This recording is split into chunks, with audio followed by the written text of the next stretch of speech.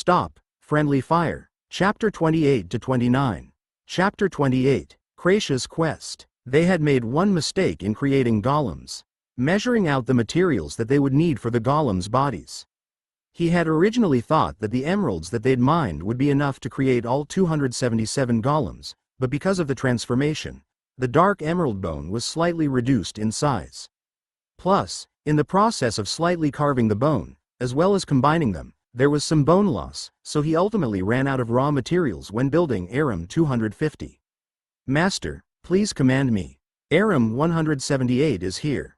Shin Woo moved on from the 250th Aram and looked futilely at the pile of dense, dark green powder that resulted from carving the dark emerald bones.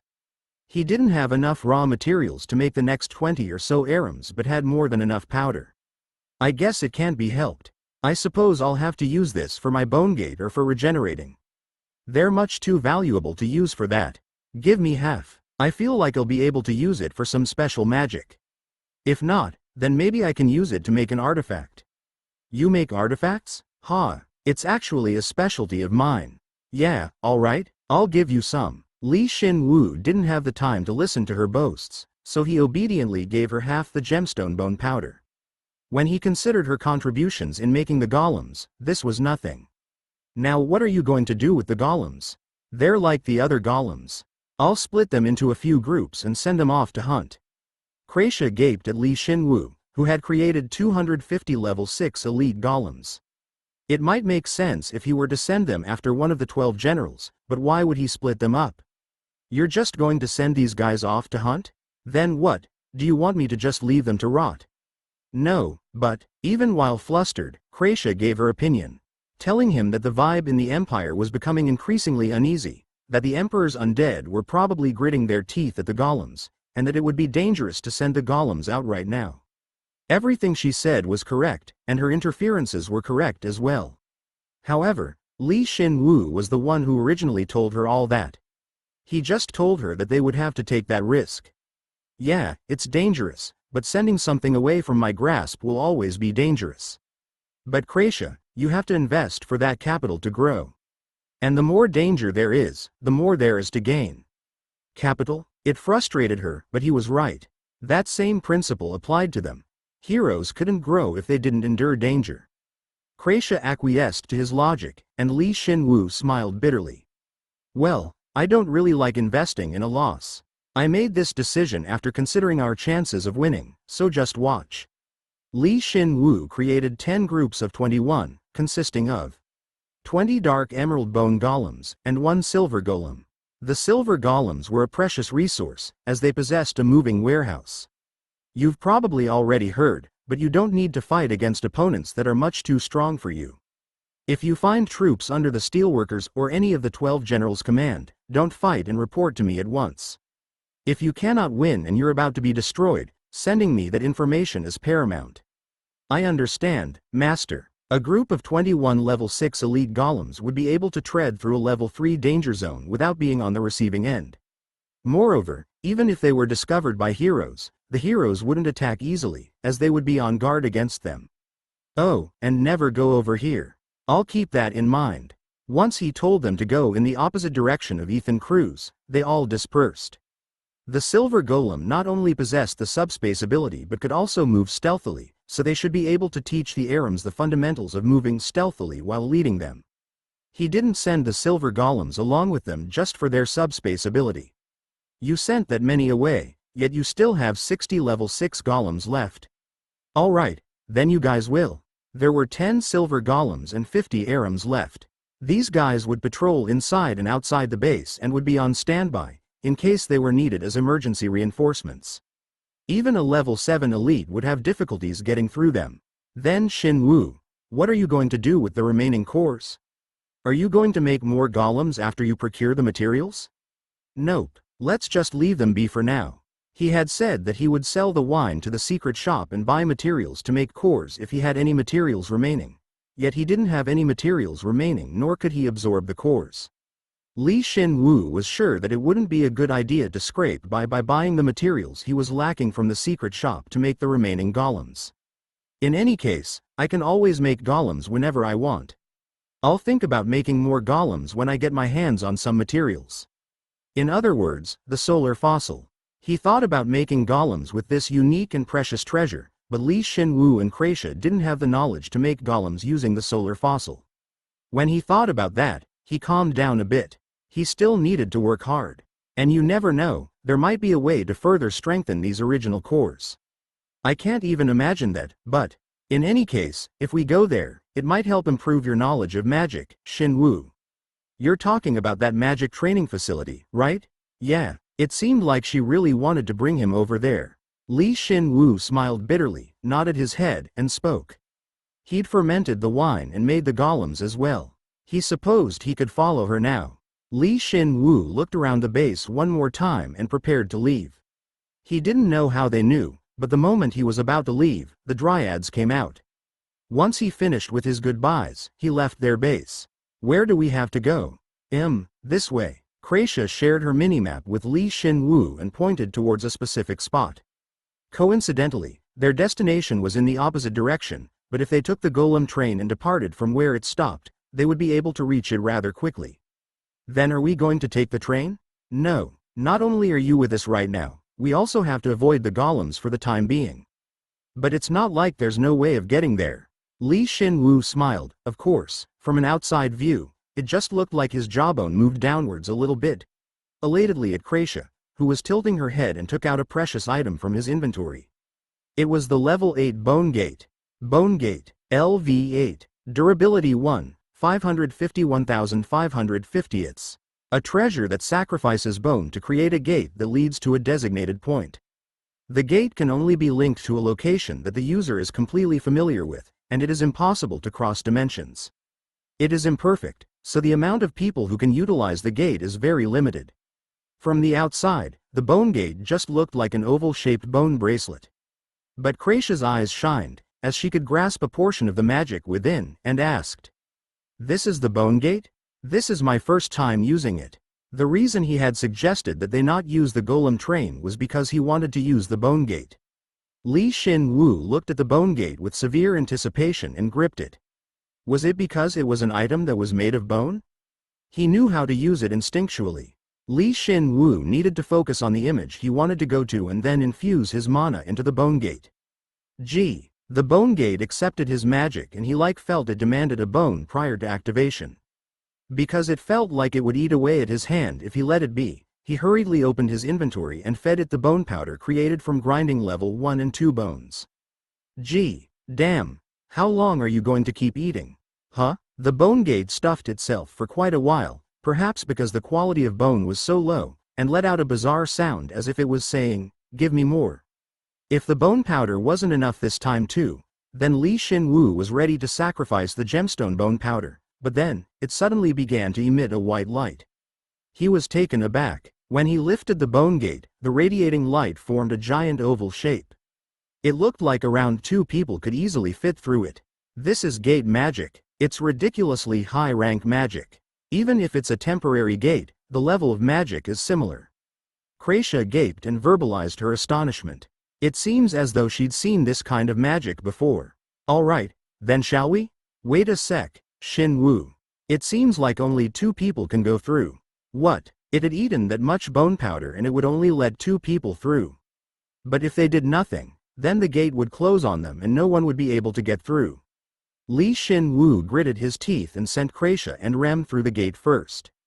As he thought, Rem was considered a person, as the gate became faint and vanished. Immediately after, Kracia sent him a message. Kracia Meloy. I arrived. It's awesome. Yeah, I'm glad you think so. He weakly replied and fed the bone gate bone powder again. Although he had collected a large quantity of bone powder from the few large battles he'd been in, as well as the bones that the Pauls and Golems had brought him, opening the gate twice had consumed 25% of his bone powder. I should probably just use high-level bones instead. No, I shouldn't. I can always get my hands on low-level bones. Damn it. In any case, I need to find a solution soon. Shin Woo gritted his teeth and at the same time, entered through the gate with Jin. Rem, who was waiting for them from beyond the gate, flew and perched itself on his shoulder, while Kracia rushed over to them, looking incredibly excited. A gate. Amazing. The bone gate's amazing. Yeah. Why is it that Kraysha's personality does a 180 whenever magic is involved? Shin Woo replied roughly, and when he was about to put the bone gate into his inventory, Kraysha suddenly spoke. If you absorb that, can't you use that ability, Shin Woo? Ah, you can't? No. Well, you're probably right. Then, but, there was no way Shin Woo wouldn't have thought of that. Moreover, Kraysha probably wasn't aware of this, but he possessed the bone armory ability. If he succeeded in absorbing the bone gate, he would be able to reproduce its effects without fail. If he was sure he could absorb it, he wouldn't hesitate. Yeah, if he could, that is. You cannot absorb the bone gate through bone reinforcement. The level of bone reinforcement, bone armory, as well as your own level is much too low in comparison to bone gate. Ah, don't look at me with such disappointment. He placed the bone gate into his inventory, and Kraysha rode behind him. He couldn't thank Jin enough for allowing both him and Kraysha to ride him. You just need to go this way. Let's hurry. Roger. Wait a sec, you're too fast. You weak. You can vomit if you want, but just don't vomit on my back. Jin's speed increased day by day. If he felt like he'd barely adapted to his speed, then Jin would get faster the next day. The scary part was that even though Jin had 2 people riding him, plus a golem, he didn't seem to run any slower. Instead, he seemed to gradually pick up speed. We should arrive within 5 minutes at this speed. So Kraysha, how do we get in? It should have a secret code like our winery. It does. We can't just go in like this. You weak. The effect of his sprint was amazing. Kraysha was completely nauseated. Because Kraysha was the only one with a permit, Jin had no choice but to slow down. Kraysha slapped Jin's ass a few times. Since he was garbed in steel armor, Kraysha's hand was the only thing hurting, and after barely calming down, she checked her surroundings. She then ordered, "Go a little more forward. Slowly. You can't even get used to that speed? You're just too fast, Jin." After 5 minutes of detailed adjustments, they barely arrived at the entrance to the training facility. While they did arrive, it was just an empty plain. It's not inside of a city or a dungeon, so where? Ah, I found it. Yeah, I thought you would say that about now, Shin Woo. Though he said there wasn't a dungeon around, its system was exactly like one. How did they hide a subspace? It wouldn't be wrong to say it was a type of dungeon, but its size, as well as the concentration of magic, was incomparable to a normal dungeon. But it's all oddly concealed, right? This is the Royal Magician Leader's ability. That means that there's no way I can fight him. Then can we really just relax and go on in? If you don't invest capital, then it won't grow. The more danger there is, the more there is too. Ah, fine. I got it. At least in terms of enthusiasm for magic, Kraysha had him beat. Well, if things went bad, they could just get on Jin and run, so it wasn't that big of a deal. However, the moment they decided to enter the training facility. Welcome, new trainees. There are a total of 5 trainees, including the other trainees. 5. Shin Woo. Shin Woo's goblin fire twisted at the mechanical sound that surrounded them, and the moment that Kraysha yelled. Who are you? Kiet. Someone appeared before them. He had lustrous, lively silver hair, pale skin, and rosy cheeks that shined a bit more than plains. Who are you, and how did you get in here? This is a place that I, Prince Altania, have conquered. Hey you, take off your helmet. A rude magician boy pointed his antique wooden staff at them and yelled. He had met the one senior he really didn't want to meet. A human? You're a living human being? Yeah, I'm human. Human. Kraysha hurriedly nodded her head while replying stutteringly. But it was clear that she was flustered, and her acting wasn't good enough to hide Shin Woo's identity. As proof, Prince Altania quickly pointed his staff at Shin Woo. Then what about you? Are you an undead? I only felt it for a moment, but I definitely felt powerful death energy. Don't try to fool me. If you're caught by the genius magician, Prince Altania, then even a general would fall in one hit. There's no way I'd be able to fool you, senior. Huh? Shin Woo's voice, which flowed out from his helmet, caused Prince to flinch. Once Shin Woo took off his helmet and revealed himself, Prince Altania froze. Kraysha, who unintentionally looked back, froze as well. At some point, Rem had disappeared from his shoulder, but that wasn't really very important right now. Shin Woo? It's a pleasure, senior. That's right, it's me, Shin Woo. Li Shin Woo replied with a refreshing smile. Prince Altania was temporarily unable to respond and remained stiff, but he soon cleared his throat and withdrew his staff. It's strange. It was just for a moment, but I definitely felt death energy. I believe it might be due to the energy flowing from the gate, as we opened and entered it. I assumed as much. I was just on guard because you were wearing that weird armor of yours. You got it? Ah, you truly are a hero. As expected of you, senior. The boy's cheeks flushed, and he attempted to put up a strong front to hide his embarrassment. Li Shin Woo smiled gently and agreed enthusiastically. He was even able to sweet-talk a general, so Prince Altania quickly moved on. You're not bad. I'll recognize you as my junior. Ah, then who's that woman over there? This is Kracia Meloy. I met her a short while ago, and we've gotten quite close. It seems like she's still wary of you, seniors. Yeah, Kracia Meloy. She confirmed his statement by nodding her head, yet she was still unable to hide her anxiousness. Kracia kept glancing at Li Shin Woo in disbelief, and fortunately, Prince took that as her being shy. He nodded his head, made a sudden sound, and furrowed his brows. Kracia Meloy, wait a sec, you're the one who went into the channel and then left right away. The one who met with Lloyd a little while ago. Yeah, the one Lloyd said was stronger than him. Kid, you said you were a magician, right? Let's spar. Once Kracia nodded her head, Prince raised his staff once more. However, Kracia didn't give him the time of day. She was completely busy glancing at Li Shin Woo. Li Shin Woo could understand how she felt, but it was becoming troublesome, so he re-equipped his helmet, covering his face. Only then did Kracia get a hold of herself, gasped, and slapped her cheek. Her once pale cheeks soon turned red.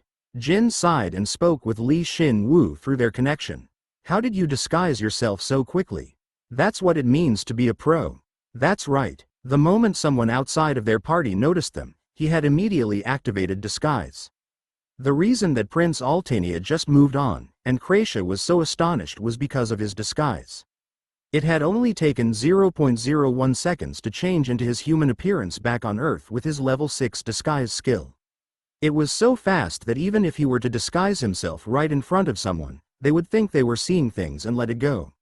Hey, I said let's spar. Huh? Kracia finally turned her attention away from Li Shin Woo and towards Prince Altania. She noticed that Prince was pointing his magic staff straight at her, but she didn't really react. Why? That's right. In a joint operation with a magician you've met for the first time, you're supposed to spar so that you can assess each other's abilities. You didn't know? A joint operation? It seemed like his joint operation was referring to challenging this training facility. Kracia couldn't understand what he was talking about and tilted her head. As a rational magician, she couldn't understand Prince's actions. Whatever, come on. And if you lose, don't go near Lloyd ever again. I don't like wasting my energy. I'd rather focus on the traps here. And I'm not interested in this Lloyd guy whatsoever. If you're not going to attack, then I will. Kracia furrowed her brows at Prince's persistence, and the moment she responded, an overwhelming amount of flames erupted from his staff. Li Shin Woo didn't think Prince Altania would actually attack another hero, and just gaped while watching on the side. He'd gotten that vibe from him in the chatting channel, but he really was an idiot. Despite the wave of flames that threatened to swallow her whole, Kracia sighed and waved her hand. Once the orb, it was a lot smaller than last time, which was stuck to the back of her hand, shined and soared into the air. Prince muttered something, as if to stop her from casting a defensive spell, and cast another spell, but freeze. With one word, everything froze. Whoa. In an instant, the area had become silent. The flames, the new flow of mana that the prince had created, and even Prince Altania himself were frozen. Li Shin Woo ended up clapping, as he saw her do something so ridiculous, yet she retrieved her orb with a single gentle hand movement without breaking a sweat. He's not dead though, right? He has magic, so he won't die. I held back. Yeah, so you did hold back, huh? Once Kracia softly waved her hand, the frozen flames completely vanished. Then, the mana that had formed in the air vanished as well. And lastly, the frozen prince was thrown out of the subspace. Li Shin Woo offered up a silent prayer for him, and Kracia tilted her head and briefly spoke her mind. He was weird. Well, I feel like I can understand where he's coming from. You can understand him. Jin, rather than Kracia, was shocked and yelled. It made sense that he would point his staff at them since he had thought they were undead, but for Shin Woo to understand him, when he had attacked another hero with a shitty reason like assessing her abilities. When did Shin Woo become such a saint? However, Shin Woo shrugged his shoulders and explained. We were given all the clues. Like the magician that Lloyd said was stronger. In other words, Prince was pissed that Lloyd thought of Kracia so highly. Why would he get pissed over that? Because Lloyd would want Kracia more supposedly. Kracia and Jin both looked confused. He was positive that they still didn't understand how what he was saying was related to the situation at all. Shin Woo thought about how he could explain the pride of a person with a large ego, or Prince and Lloyd's strange relationship that he'd observed a few times in the chatting channel, but he quickly gave up and went with the easiest way of explaining it. Prince likes Lloyd. He's jealous of Kracia since Lloyd thinks so highly of her. They're both magicians, so it must have been even worse for him. He's a guy, though. But I suppose a man can like another man. Yeah, I agree, but that's not the case here. Prince is a girl.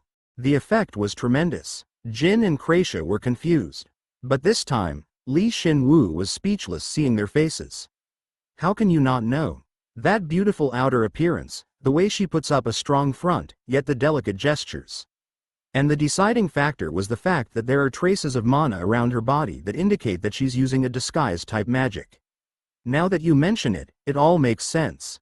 Plus, the name Prince is clearly being used to show her masculinity. In cases like this, there's a high chance that she's actually the opposite gender. They ruminated over Prince's appearance. It was exactly as Shin Woo said.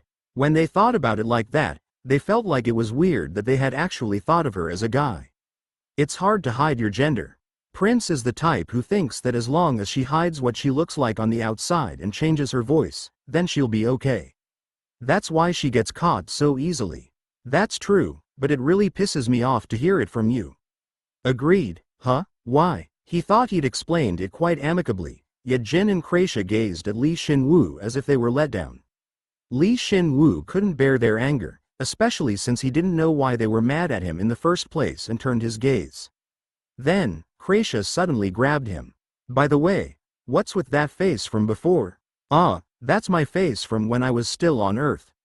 Though my disguise skill has leveled up, I can only disguise myself this much for now. Disguise? That's a disguise? How's that even possible? Even I'm not sure how it works, so why don't you ask God later? Kracia grabbed onto Shin Woo even tighter. Her eyes were filled with excitement.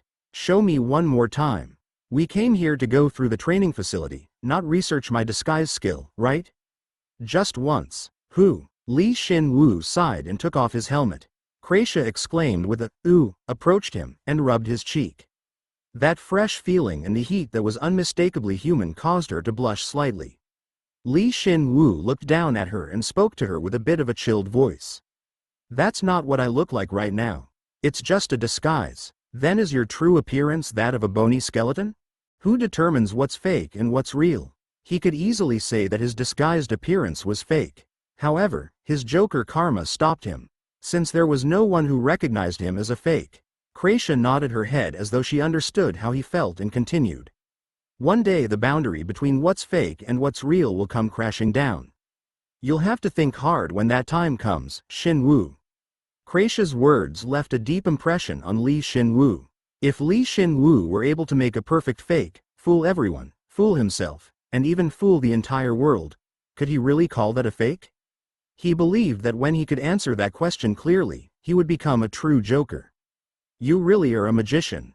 That's the ultimate goal of a magician. Deceiving the world and creating what's real. I told you, I'm not a magician. Kracia, you're getting way too close. Jin gently pushed Kracia away, who had been continuously rubbing Shin Woo's cheek. At the same time, the barrier opened and someone entered the training facility. It was obviously the prince. Why yo? Prince aimed her staff at Kracia while water melted and dripped from the ends of her trembling hair. Shin Woo thought she'd be frozen for a few hours, but it seems like she didn't completely lack in the talent department. He was secretly impressed. I won't go easy on you this time. Ku. The orb floated into the air and violently rotated, drawing in the surrounding mana and creating ice crystals. Seeing that, Prince recoiled, but soon grit her teeth and spoke. Joint operation, huh? I've seen what you can do, so we should clear it together. Shin Woo saw Prince's cheeks get so red that he thought they would explode and erupted in laughter. Prince recognized the fact that she was weaker than Kracia, and it seemed like the situation was somehow resolved, but unfortunately, the situation didn't progress so smoothly. The joint operation, she hadn't even asked Shin Woo's group to work together with her, yet she insisted that, as heroes, they had to clear the training facility together. We're going to the next level. Train by yourself. I don't like you. The next level? Don't lie. You came here before me? You came to the Empire a lot later than me, so how? I can prove it to you. Kook, that's a seal of completion. How? Shin Woo let Kracia and Prince bicker, and went to explore the facility alone. No, he and Jin moved secretly and explored with Rem. There were two things that was surprising about this facility. 1. It was huge, and 2. Mana was filling it to the brim. It looks like they used golem techniques as well. It cannot carry out specific commands, but a simple core was inserted that can carry out simple repetitive commands. Looks that way. That looks like you could use it to train knights, too. There was a corner of the facility that made him think of an amusement park. Starting from the entrance, he followed the guide through the facility and would go from one building-shaped training ground to another. The difference between it and an amusement park was that there was a specific order one had to go through. And it seems like there's no safety equipment. I'll get scared, so don't say stuff like that. But Kracia's right. It'll definitely help in controlling mana. Shin Woo secretly glanced back. Kracia and Prince looked like they were still arguing, so he left them behind and entered the first facility. Then, he heard a mechanical-sounding voice in his ear.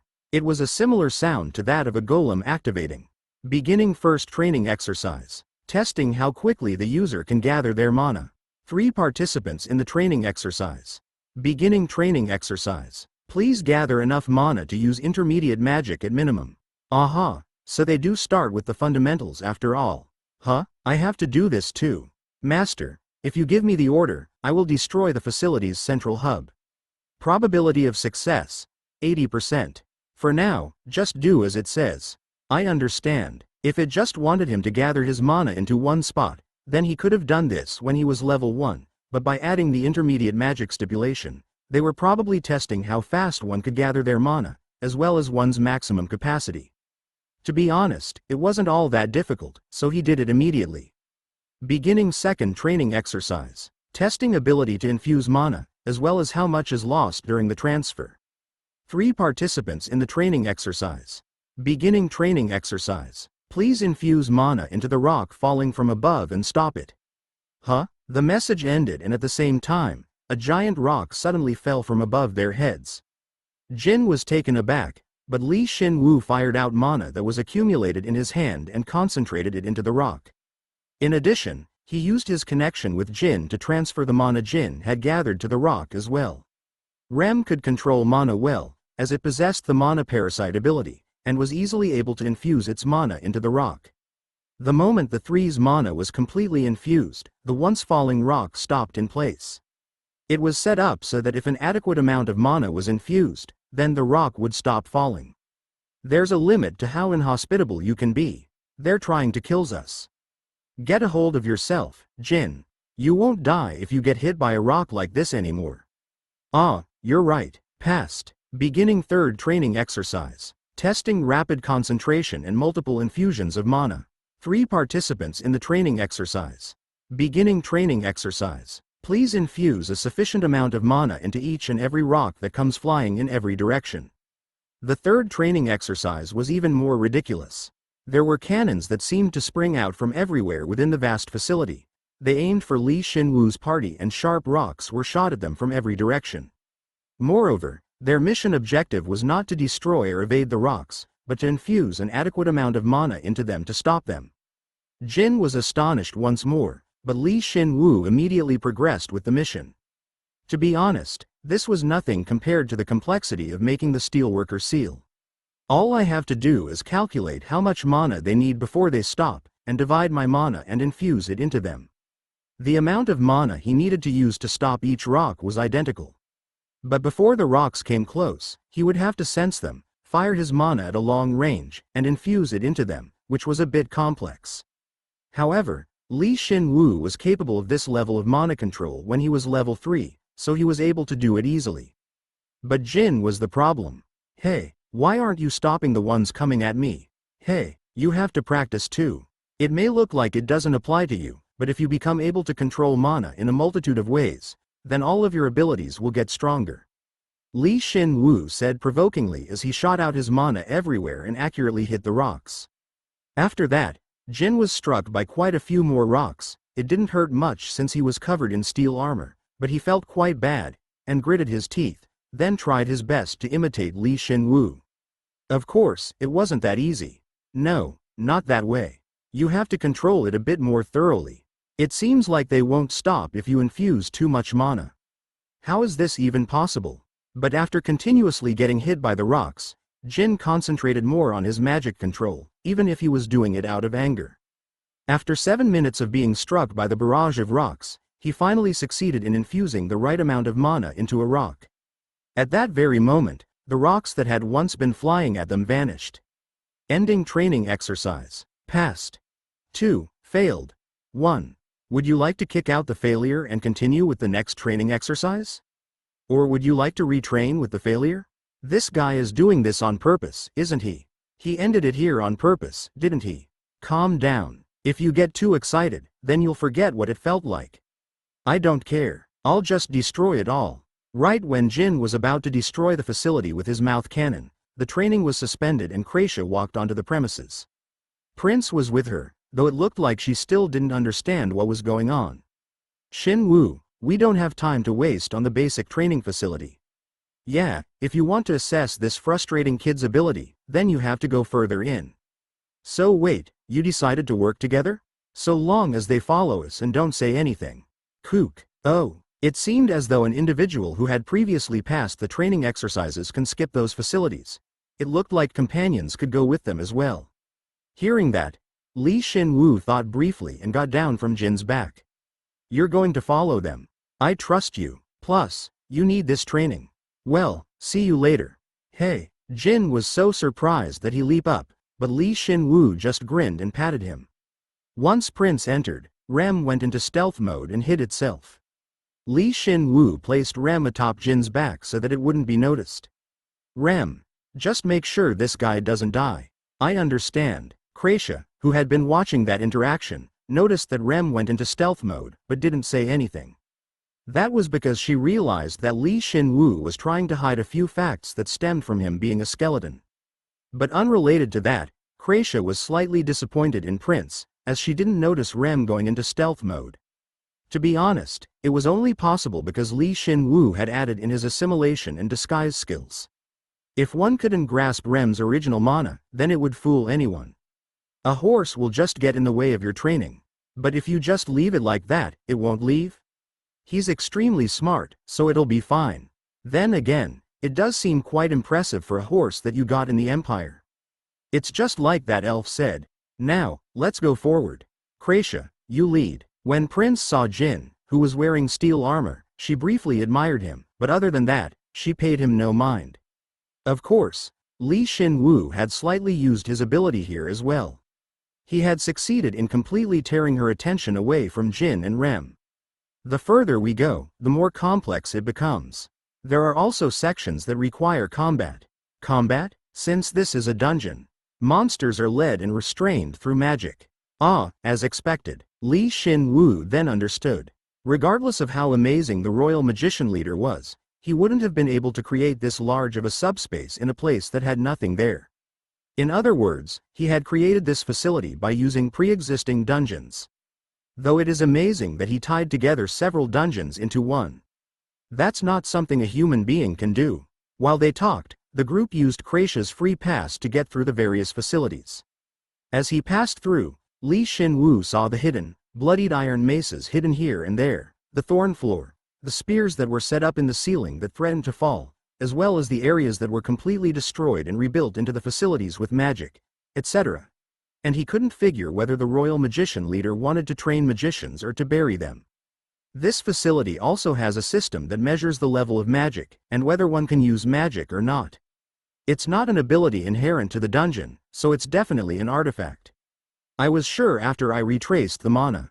Retraced? Prince's eyes shook. Yeah, Shin Woo had roughly expected that she wouldn't know anything.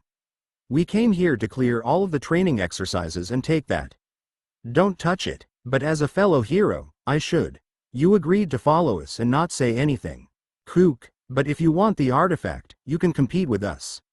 Though it would be 2-on-1. Kracia dragged one of Shin Woo's arms towards her and hugged it, and laughed at Prince. After she had figured out that Prince was a girl, Kracia's way of teasing her had changed. It seemed like her teasing was quite effective. I wouldn't need your help if Lloyd was here. If you needed help, you should have brought him. But I couldn't stand the sight him enjoying that elf sticking to him, so I. Hey, why am I telling you this? It's fine, you can take it all. All I need is an increase in my magical abilities. Shin Woo watched as Prince got caught up in Kracia's simple trick as well as her self-implosion, and couldn't bear how cute she was. It felt like he was watching a couple of girls playing together. However, that soon came to an end. With Kracia's free pass, they passed through 70% of the facility and finally stopped in front of a large building. Starting here, it was impossible for me to do alone. A lot of monsters, and I mean a lot of monsters come. There are a lot of traps as well, and you have to control your magic during all of this. There's no time to even follow the commands. You just have to get through. Of course, the reason that the Royal Magician Leader had created this facility was to give the trainee a specific task, and in the process of passing, they would become better at controlling magic, thus becoming a better magician overall. But because the danger of this facility was so high, anyone would pass if they got through the facility as well. Do I just need to take care of the monsters? If you can, it should be fine if I just burn the entire facility. That could work. Alright, then let's start. Wait a sec. Kracia stopped Prince, who was about to enter the facility. Compared to when she was teasing her before, Kracia spoke in a quite serious tone. Since so much time has passed, the facility has developed in a completely different direction from the original creator's wishes. We have to prepare as much as we can. So you want to use tricks instead of doing it fairly? I can't do that. My pride as a magician won't allow me to. You had a free pass all the way here, and yet. All the more reason that I have to prove myself here. If you're afraid, then I'll go in first. You can follow behind me. He knew this would happen eventually, but it happened at a crucial time. Prince didn't heed Kracia's warning and charge. Kracia clicked her tongue as she saw Prince charge into the facility alone. Shin Woo spoke carefully. Do we not need to follow her? She'll come out soon. You get a chance to do that. Kracia ended up being right. Once she said that, Prince rushed out of the facility while shivering and looking as though she would cry. She had only been in there for but a moment, yet her clothes were in tatters and beneath her ripped robes, he could slightly see her lingerie top. The monsters? The monsters? There, it'll be fine. She had received such an extreme shock that she temporarily reverted to a preschooler, so Shin Woo comforted her. Above all, the scariest part was that the facility was still extremely quiet, even at this very moment. Shin Woo comforted Prince and waited for Kracia to explain the facility to them. She smiled slightly and said honestly, despite it being a subspace that was creating by connecting several dungeons together, it wasn't managed properly and was neglected for dozens of years, so there are a lot of monsters clumped up in that limited space. They're all at least level 6. How many? I could only count about 50,000.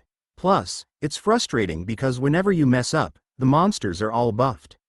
Ho! The moment he heard that, Shin Woo equipped his sword, the breath of the lightning god. One in each hand at that. That sounds really interesting. Shin Woo hadn't understood why he had to come to a facility designed to train magicians, but now he did. Kracia, thanks for bringing me here. Then, shall we go in when we're all ready? I really like that about you. The mana that once flowed throughout his body was redirected into his two breath of the lightning gods. As if responding to him, Kracia concentrated mana into her orb while bringing out magical devices that he'd never even seen before one by one. Prince, who was silently watching them from the side, said, "Can I go after I change my clothes?" In a place where he couldn't see her, Prince Altania quickly changed her clothes, came out, It seems like heroes carry around a few sets of their equipment in case of an emergency, and spoke while glaring at Shin Woo. Forget what you saw. Of course, I didn't see anything. Don't ever tell anyone. I understand. If you do, I'll kill you for real. I'll stake my mana on it. I already told you that I wouldn't. Shin Woo said he'd do as she asked, and threw her a disarming smile. Prince blushed and tugged on the lower end of her clothes. If Jin were here, he would have probably been astonished at the way Shin Woo handled her and would have unnecessarily kicked him. That's right. Prince, who had gone into the training facility alone and had returned in defeat, had her robes torn to shreds, so her true identity was revealed to both Shin Woo and Kracia. Of course, they both knew prior that she was a woman, but Prince had no way of knowing that. Damn it, I guess there's no helping since I've been caught. Who? Prince said, and at the same time, took off her necklace. At that moment, her hair, which hadn't even been short before, lengthened to her waist, her Adam's apple sunk in, the shape of her eyes softened a bit, and her overall vibe became feminine.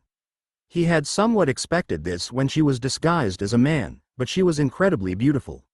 Her body, which hadn't really had any curves before, was now. Unfortunately, her body barely changed. Around that time, Prince had noticed Shin Woo's gaze, raised her eyebrows, and glared at him.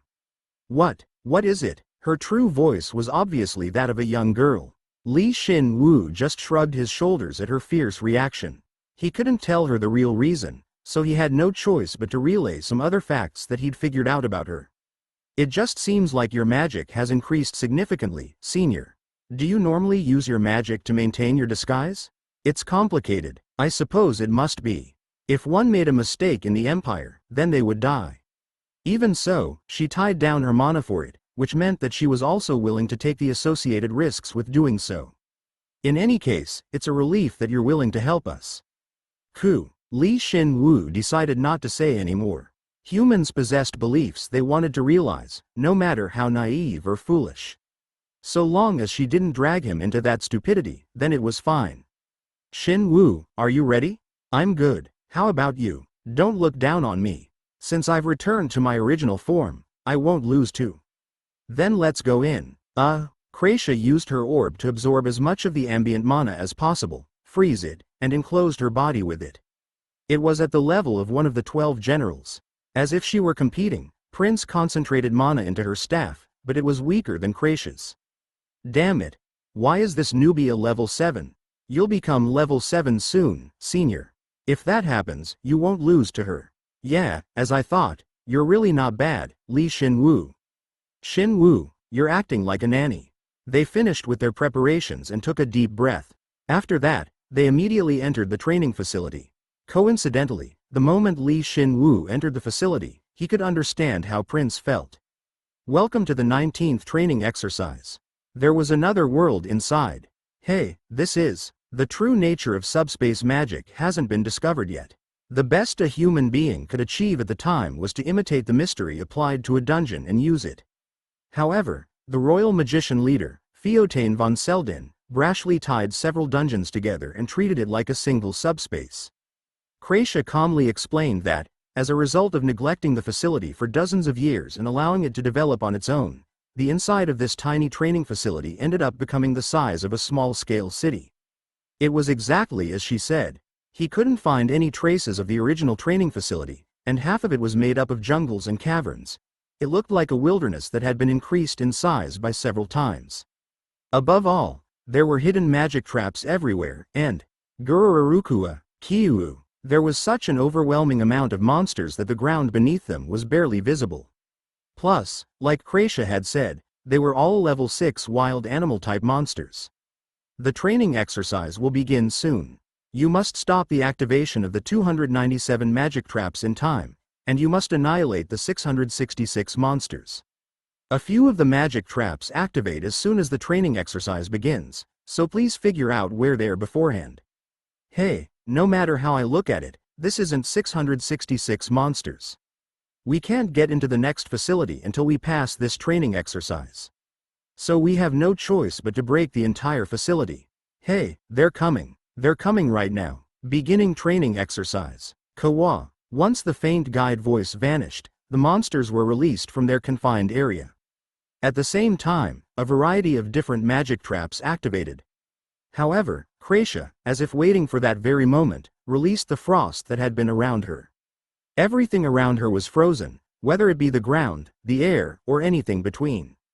In this dreamlike landscape where time seemed to stop, Kracia yelled, "Go, Shin Woo, hurry, lightning sprint." He wanted to use this sprint skill with Jin, but he had no choice. Shin Woo kicked off the ground and activated the high-rank sprint skill, lightning sprint. At that moment, the rushing mana that flowed through his bones turned into golden lightning and enveloped his body. It was like being covered in animal skin made of lightning. Plus, you are fighting against an irrational amount of monsters, as well as countless magic traps. The rebellion skill has become LV4, all stats have increased by 5, and the effect has increased. Through the rebellion skill, all stats have increased by 16%. Because Kracia Meloy is here, who you have made a deep contractual relationship with, all stats increase by a further 11%. Half of the effect is applied to your comrades as well. The rebellion skill leveled up at a great time. Plus, the effectiveness increased even further. In an instant, his stats had increased by 27%, which would increase the power of his skills as well, effectively amplifying Shin Woo's strength. Furthermore, Kracia, as well as Prince, who was temporarily on his team, received half of those effects as well. It feels like my magic has been increased all of a sudden. I'm going. It was as if the two breath of the lightning gods he was wielding were reacting to his lightning sprint, as lightning covered his body and emitted sparks. He charged at the group of monsters attacking his party. It was pretty much his first time using the skill against monsters, but he looked really natural. It's a trap, not a problem. The moment he charged, the magical traps that Kracia hadn't been able to stop activated. They came from the ground, tried to weigh him down from above, attacked from midair, attempted to transport him to another space, aimed to poison him, or would put him to sleep, but all of them futilely bounced off the lightning that enclosed his body and disappeared. That was the power of an element that had reached the high rank level. Nice, it's really good. Shin Woo, who realized that the traps couldn't hurt him, rushed towards the group of monsters without hesitation. His two blades, which seemed like the maw of a beast, violently and nimbly ripped apart the monsters from the front. Kukuhot, Hishi. At the moment of impact, he killed 7 monsters in a single strike, and when they left only bone and vanished, the other monsters flinched. However, Shin Woo didn't stop. He was maintaining his lightning sprint, and that allowed him to quickly push forward. It felt like he had become Jin. He could move incomparably fast compared to normal, and his response time was likewise incomparable. Shin Woo pierced through the heads of the monsters that dared to strike from above, and would rip through the sides and shoot lightning at the monsters that attempted to bypass him and strike at his allies. Kahik, Kaya. The monsters would be shocked and paralyzed just by being near him. The time they were paralyzed was extremely short, but as of now, it was more than enough time for Shin Woo to decapitate them. The breath of the lightning gods that he was wielding spewed lightning, and whenever they cried out, the monsters' bodies would explode. Hua, Kugok. There was even a pleasant surprise, though there was the mana consumption that came from maintaining lightning sprint. Shin Woo hadn't thought of training his intermediate mana bone with it. The facility had become twisted after dozens of years of neglect, and mana had accumulated more and more within this space, so his bones crazily drew in the ambient mana and covered any mana consumption he had. Rather, he had so much mana that it felt like it would overflow, and he used that overflowing mana to increase the size of his lightning. Mana bone and lightning sprint had formed an equilibrium. I see. Perhaps. Within a second, Shin Woo sprinted, swung his sword dozens of times, killed several hundreds of monsters, and then realized something. He'd caught a glimpse of it when his party had gone through the level 6 dungeon, but fighting against level 6 monsters and overpowering them so easily, he couldn't help but realize. Critical hit, Kuha. He was strong, really strong. Gaek, critical hit. Because almost all of the monsters he'd fought so far had been a higher level than him, he had either avoided them, caused them to destroy each other, made traps, attacked together with allies, or tricked them, so he had thought he wouldn't be able to judge his abilities, but that was a huge misunderstanding. Critical hit, rule of bone, bursting thunder, the lightning element, combat sense, mana bone, bone armory, lightning sprint, and rebellion. These abilities he desperately gathered in order to get stronger, as well as the experiences and the memories of higher-leveled enemies mixed together and were making him stronger. In the beginning, he had done this in order to beat higher-leveled enemies. It was strange for him not to overpower enemies that were at the same level, regardless of whether they numbered in the hundreds, thousands, or tens of thousands.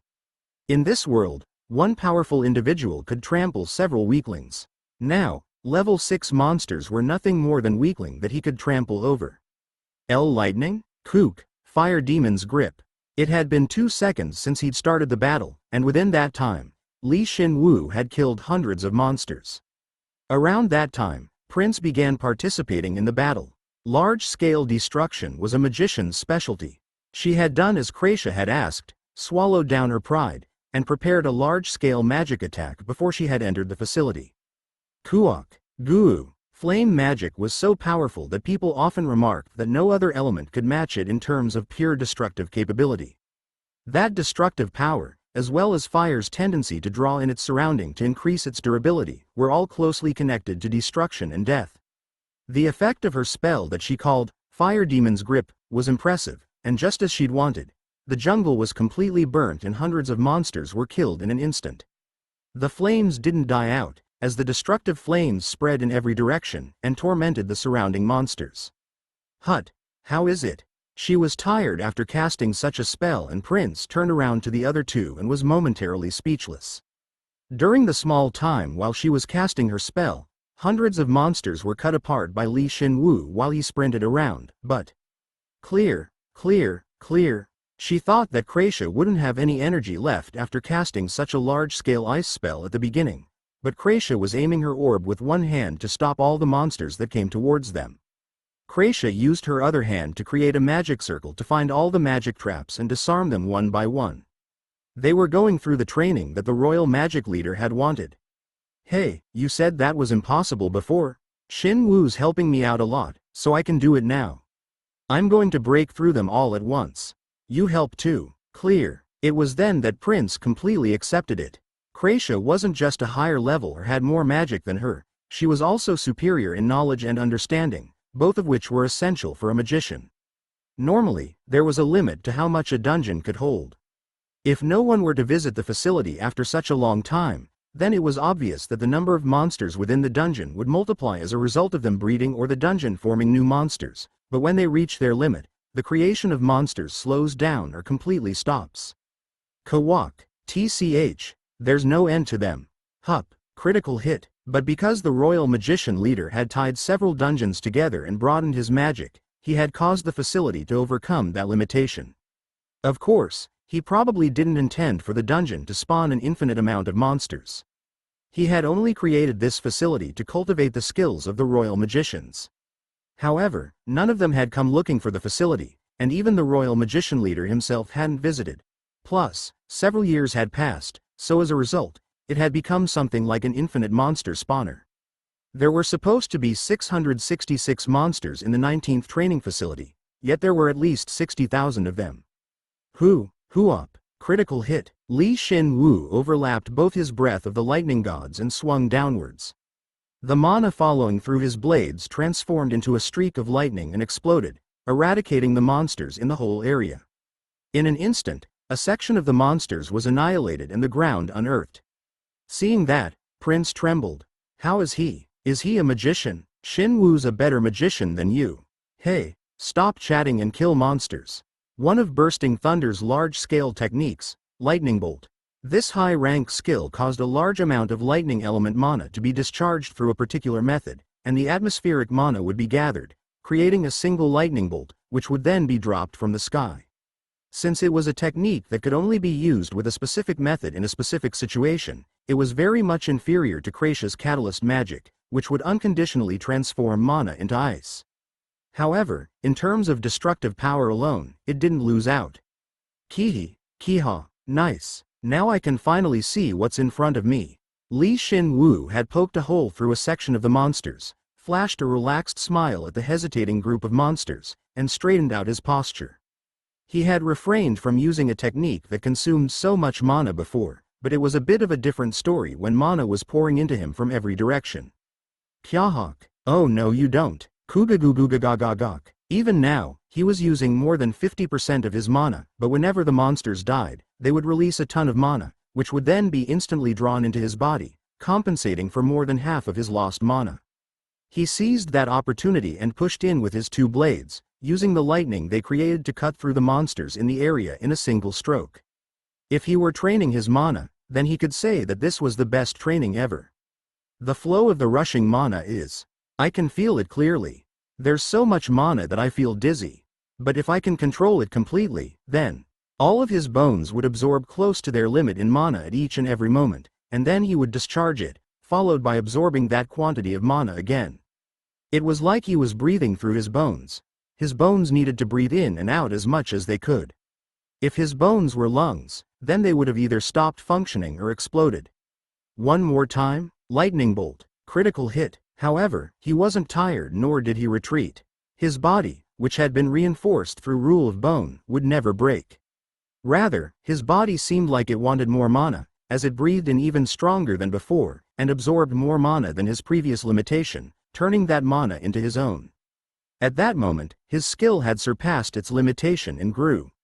The intermediate mana bone skill has become LV10 and has evolved into the high rank level. Magic has increased by 200. You can proficiently control mana with just your mind, and can now more easily manipulate the surrounding mana. You can now react more perfectly to any type of attack that involves mana. The rule of bone skill has become LV9. All stats have increased by 5. You can now strengthen your bones even further while using less mana. As expected, a comprehensive, high-rank mana skill was different from any normal skill. Originally, Shin Woo's magic was 2025, so with the mana bones level up to the high rank, his magic had increased by 10%. Moreover, the effectiveness of the skill had increased as well, so that 10% wasn't really just 10%. He could release mana and absorb mana quicker than before. Since everything he did was related to mana, with just that rank up, his fighting strength increased. Moreover, Rule of Bone had leveled up as well, so the weight behind each and every blow would be even heavier. Critical hit, critical hit. Shin Woo was like a thunderstorm, as he rushed in with two blades in hand, and cut the monsters to pieces. Hey, he got stronger all of a sudden. I can't lose. Prince stirred as she saw what Shin Woo was doing on the battlefield, and Kraisha's eyes likewise lit up, as she cast more spells. They were losing to Shin Woo in magic, even though they possessed karmas that specialized in only magic, so how could their pride not be hurt? Eek! I can't lose to a newbie. Clear, clear. Though Prince had been daunted at her failure at the beginning, she shook it off, and sucked in the ambient mana. She concentrated on casting her most powerful spell as quickly as possible. She had to surpass her limitations in this pressing situation. Fire Demon, Explosion. All of you, burn. Fire Demon's kick. Clear, clear, clear. On the other end, Kraisha focused on more quickly disarming the traps within her absolute defense shield. According to her, this definitely wasn't the last of the facilities. There were a few more facilities filled with more powerful monsters and more vicious traps. We can't go on by just killing the monsters, and if we were to fail, even after killing this many monsters, I'm afraid of all the new variables that'll come from challenging it again. If that's the case, then her job wasn't to kill as many monsters as possible or find the traps set up here, but to find the traps that were deeper in, so that she could disarm them immediately. After all, that was the purpose of this training exercise. She'd already accomplished several feats by doing so and had even reached level 7, so she thought she could do this. Clear, clear. Shin Woo, there aren't that many traps left. Then, I guess I just need to slaughter the rest of these guys. Shin Woo took a deep breath. It wasn't like any oxygen would go into his lungs, but he was able to prepare himself for another large-scale attack. Hup! Shin Woo split the plentiful mana in his body into two. One part went into Lightning Sprint, and the other went into Lightning Shadow, a technique he'd never actually used before. It was the General, Hansen von Dorothy's namesake, and was a technique that processed mana into a unique state, a buff that strengthened the body. Because Hansen von Dorth wasn't able to completely transform his body into lightning, the lightning damaged himself as well, but to Shin Woo, who could freely change his interior mana, that didn't apply to him.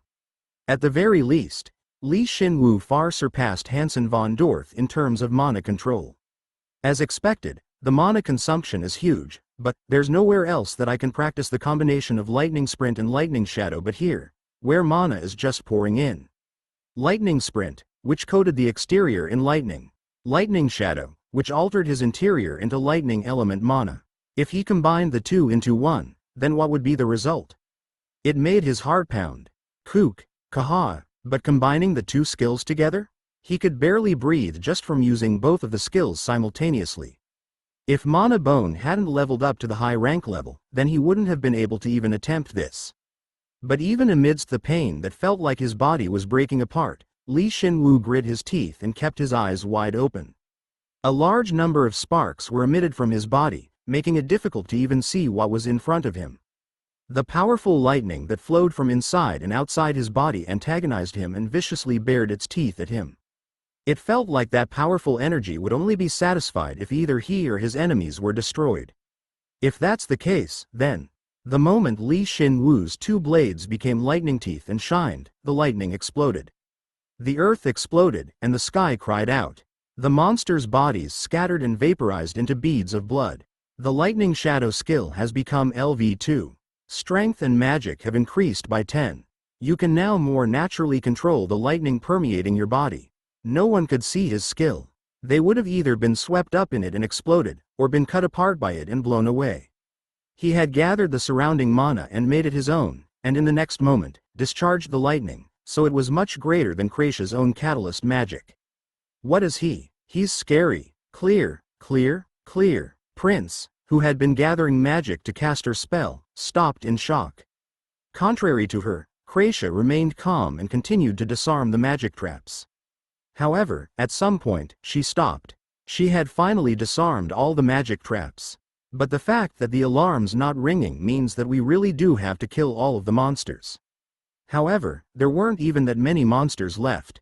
It would have been impossible if Kraisha had come alone, even if she had 100 years.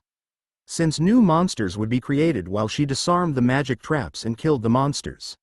Shin Woo didn't realize just how powerful he was, Shin Woo looked like an extremely impressive warrior while fighting against the monsters, but Kraisha saw him more as a magician than a warrior.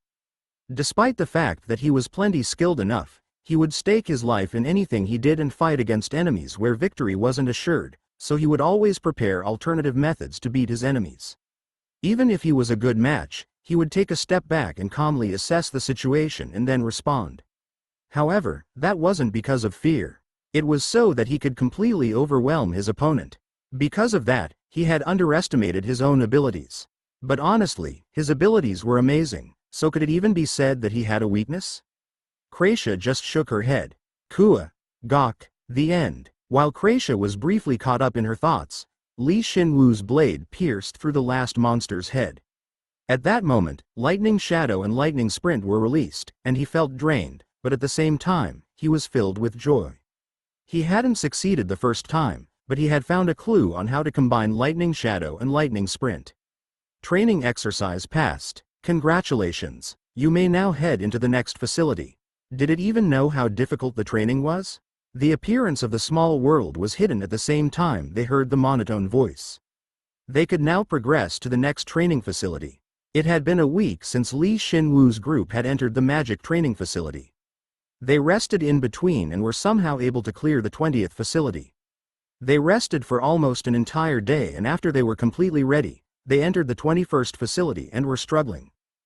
Shin Woo thought this facility was the equivalent of 10 high-level dungeons, but he didn't make the judgment solely based on the number of monsters. Kraisha, they're spawning behind you. Kook, what level magic did they plant here? All of you come out, since I'll burn you all. Fire Demon's eyes. He said this several times before, but each facility was going in a different direction than what the producer had intended.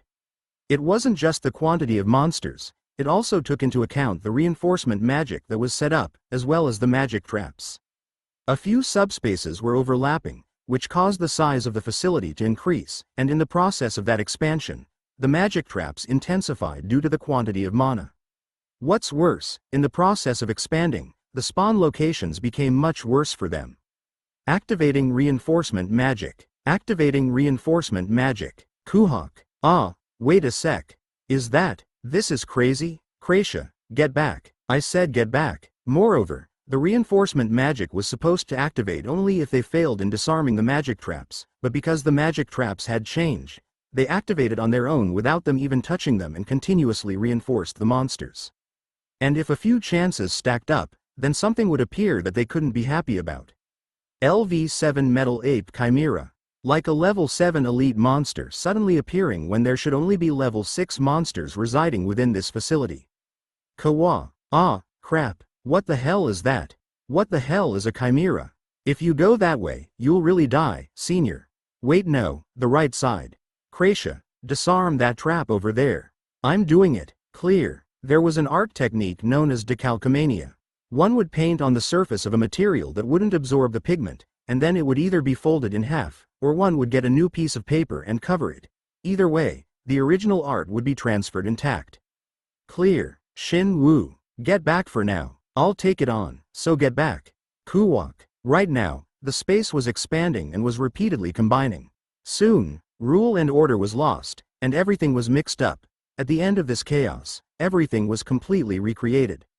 That chimera, which was created from countless monsters overlapping in the same space, was the result of this chaos as well. If the royal magician leader, Theotain von Selden's goal was to kill everyone inside, then he did a great job. There's no way we can beat it. How can we beat a level 7 elite? We'll die. There's no choice but to die. Senior, please take care of the weak mobs. I'll take care of it. You're level 6. Prince had fought bravely against the normal level 6 monsters without stopping, but once the elite level 7 monster, the Metal Ape Chimera appeared, she completely lost her will to fight. However, Shin Woo dual-wielded the breath of the lightning gods and grinned at her. You know that I'm no normal level 6. It was frustrating, but Prince had to nod at that. Just conquering this facility should be considered karma due to the hardships they had to endure, and with her repeated, desperate struggles, Prince's skills had grown tremendously. It wouldn't be an exaggeration to say that she'd become a different person. It was the same for Kracia as well. Her magic control became more exquisite day by day, and her catalyst magic, which changed the mana around her through her orb, took a major step forward. Above all, her maximum capacity of magic had definitely increased. However, but whenever her affable and meek junior entered the battlefield, he would sweep through his enemies like a typhoon. Shin Woo was beyond her understanding. He had said that God had given him the ability to wrap powerful lightning around his body, so that was fine. Shin Woo was also a warrior who could gather a ton of mana, which could also be explained away by his trip to God's garden, so she could somewhat understand that. But when she put all that together and looked at her own growth, she could say that the biggest problem was that Shin Woo far surpassed both her and Kracia. After they had rested and gone through the 20th facility, she had passed it off as a high-rank skill, but now she was sure. Whenever he went through a facility, he got a lot stronger. He's definitely gotten faster than when he was in the 20th facility. He's definitely gotten stronger too, and his magic has increased as well. So much so that even a person that isn't proficient in close combat like me can tell. His growth rate was much faster than hers. How was that even possible? Did he buy a pile of medicine from the secret shop and take it all? No, they were splitting the perium equally between the three of them, so she was well aware that he couldn't come up with that much perium. He'd probably leveled up his skills only once or twice, and their achievements should have been relatively the same. Then how? Of course, stat growth differs between individuals. Differences do exist, however, even so, it's still too fast. It's way too fast. How about Lloyd? He was a level 6 warrior that was on the cusp of being level 7. He was tough, and with a buff, he would be able to take on monsters without retreating. It made him feel like a truly reliable iron wall. She felt a sense of ease whenever Lloyd would stand in front of her and protect her, and it made her feel like she wanted to stay like that forever. But right now, she didn't even really remember what his abilities were like. Instead, her memories were replaced by a storm, a lightning storm that disintegrated everything in its path. Kook, no way. If he and Lloyd were to fight one-on-one, Lloyd wouldn't lose. He definitely wouldn't, she arduously muttered, even though she wasn't really sure of her own words. Plus, even if Lloyd could beat Shin Woo right now, Shin Woo would definitely become stronger than him soon with his monstrous growth rate. Kracia, can you use that debuff you used last time? It'll be a bit weaker than last time. But you're a lot stronger than last time, Shin Woo. And our opponents are a lot weaker than last time, too. While Prince was half panicking, Li Shin Woo and Kratia exchanged a few words, smiled, and turned around towards their enemy. Through the past week, he had continuously used these two skills, and now that he knew they were compatible with each other, he instantly clad his body in both Lightning Shadow and Lightning Sprint. Kawoo. The Metal Ape Chimera was a level 7 elite that possessed a truly horrific form, as it was composed of different monsters, and it gained Herculean strength, size, and armor once it hit level 7. Plus, its intelligence must have improved as it leveled up as well. As it roared, it kept its guard up against Li Shin Woo and couldn't move easily. It should have approximated Li Shin Woo's strength, so it was the obvious move. Somehow, my stats have increased by about 1,000. Prince didn't know how Li Shin Woo had grown so quickly, but the answer was obvious. He had used bone reinforcement. Tens of thousands of level 6 monsters had appeared, so obviously, tens of thousands of bones would drop. Kratia, who knew about his situation, gave the bones to Li Shin Woo without him asking, and he told Prince that he had a lot of secret shop permits, so he'd sell them in her stead, so he received all the bones. He kept half of them for Jin, but even so, there were more than 30,000 bones there. There was no way his stats wouldn't rise. This is a treasure trove. It wouldn't be this efficient, even if you combined 10, number 20 dungeons together. Plus, in such a short time, I have to thank the Royal Magician Leader if I meet him. From just the first facility, his stats had increased by 500, and with the second facility, his stats had increased by another 300. All of his skills leveled up as well, netting him another 100 plus stats, so the stat change was quite noticeable. Moreover, right now, Kawa, you are fighting a high-leveled foe.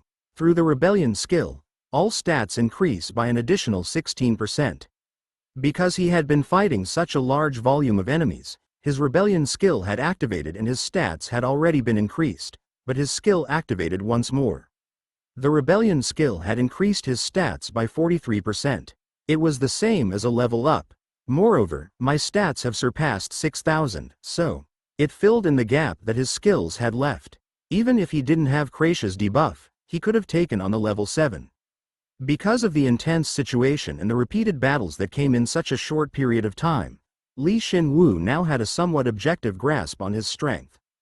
Good, shall we? Gururora. The lightning bared its fangs as he rushed towards the Metal Ape Chimera. The Metal Ape Chimera didn't seem to back down, as it snarled. Suddenly, it ordered the nearby monsters to attack Li Shin Woo.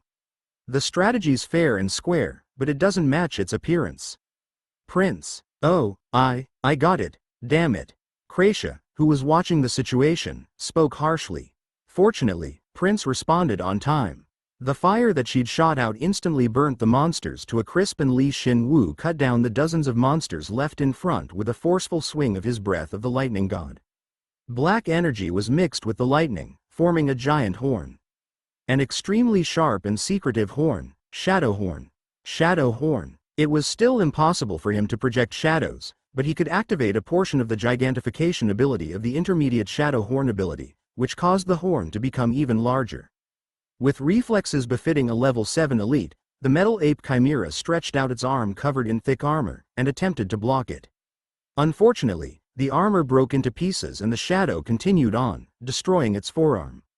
Critical hit, Kayak. It uttered a horrific cry, and its legs squirmed. Its movements caused the entire space to roll around, and all the magic traps simultaneously activated, aiming for Li Shin Woo. It could even control the traps. Li Shin Woo was inwardly taken aback, but he trusted in his comrades and took a step forward instead. The lightning intensified. Kua, Gui. Before the magic traps hit Li Shin Woo, frost descended upon the entire area.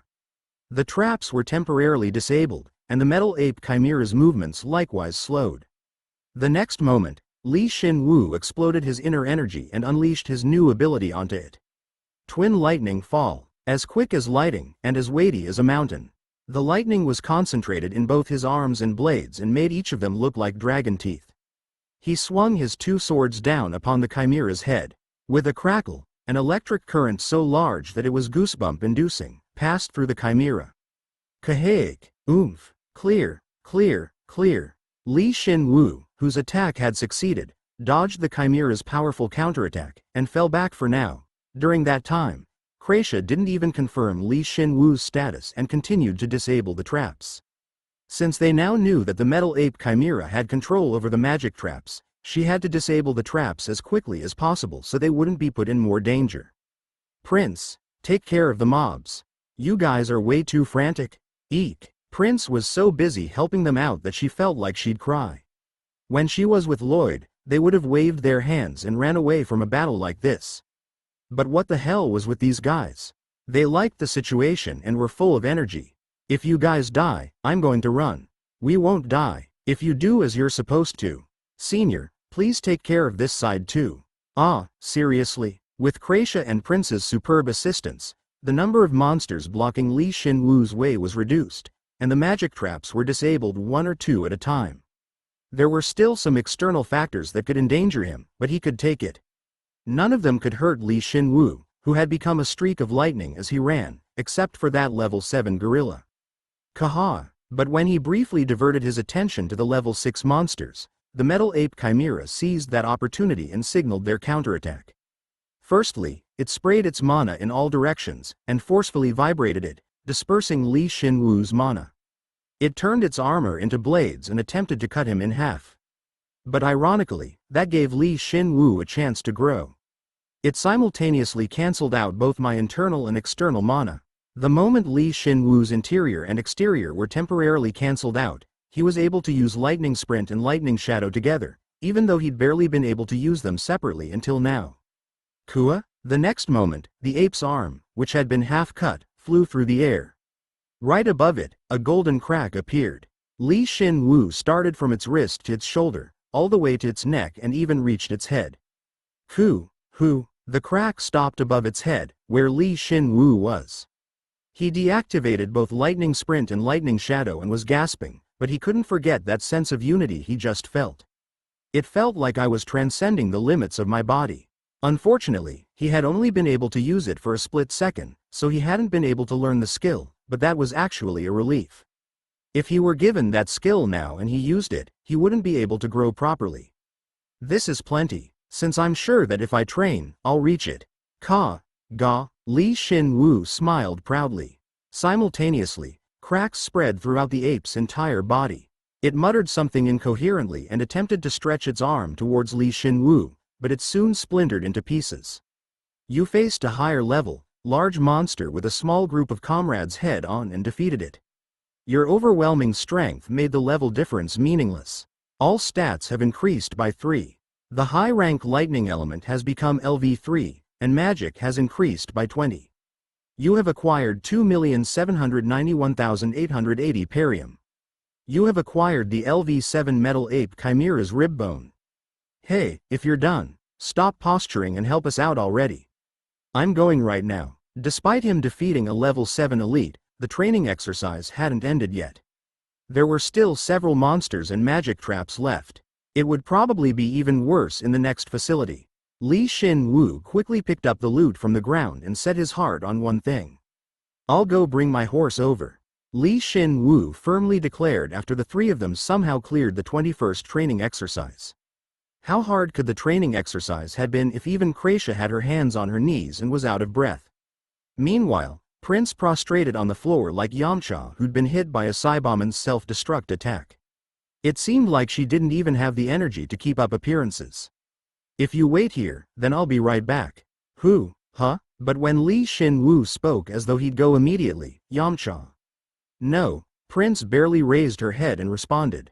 Wouldn't it be dangerous to bring your horse? Kracia takes care of all the training exercise objectives, and I can't leave out my horse in battle. Is it that amazing? Of course. He nodded his head, then looked up at the building in front of them, or the 22nd training facility, and spoke. I feel like this will be the last facility. I'd like to finish it together. Really? That's the last one? Yeah. Kracia had finally caught her breath, raised her head, and spoke. Even as they had been fighting for more than 2 days, Kracia had been busy calculating the facility's magic formula. It seemed like she was replenishing her sugar levels, as she ate an appetizing grape. That's the last one. If we just clear that one, then. We can figure out everything there is to know about this facility. We can also get what Shin Woo wants, too. Anyway, it feels like I'll reach level 7 soon. I'll participate and be the MVP again. Shin Woo, go ahead. Alright, hey, don't ignore me. He didn't focus on the neurotic prince's adorable lips, and once he saw Kracia waving at him, who was passing out grapes, he retraced his steps. Hey, you, master. But unexpectedly, he didn't need to go back very far. During the 10 days that it had taken for Li Shin Woo to clear up to the 21st facility, Jin and Rem had reached the 10th training facility. Li Shin Woo saw Jin, who was stretching and was honestly quite surprised. Did you get a bit better at controlling mana? I got good at dumping anything I couldn't do onto the golem. I have carried out your order, master. Jin boasted, but if he didn't actually try, then it would have been impossible to get this far. Li Shin Woo suddenly thought that Jin might have gotten more out of this facility than he did. Jin, I brought you something to congratulate you. Fire me, I've done enough. Instead, I'll give you a cute bone. Go away, I don't want it. There aren't that many elite bones, so bear with it. Li Shin Woo had prepared 50,000 level 6 bones for Jin. Honestly, there were tens of thousands more where that came from, but since the types were so similar, they wouldn't really help either Li Shin Woo or Jin. Therefore, he decided to save them for now and was thinking of giving them to the Pauls later. Absorbing 50,000 is impossible for me. It won't all go in. I'll die. You can do it. Believe in you who believes in yourself. Li Shin Woo grabbed onto Jin, who paled and attempted to escape, and executed bone reinforcement. But Jin, who'd absorbed 10 bones and had increased his health by 1 went, and tilted his head. It's not as bad as I thought it would be. Your mind's just gotten that much stronger. That sounds like a load of crap, but, phew, go ahead. I'll do it until I can't anymore, so keep going. Alright, then let's go a bit faster. Since Li Shin Woo had used bone reinforcement so many times, it wouldn't be an exaggeration to say he was a master of the craft. He took Jin's condition into consideration and maintained an optimal speed, repeatedly consuming bones and reinforcing Jin. Jin gritted his teeth at the repeatedly incoming memories and used the memories of his 10-day struggle in the training facilities to endure. In a way, Li Shin Woo was right.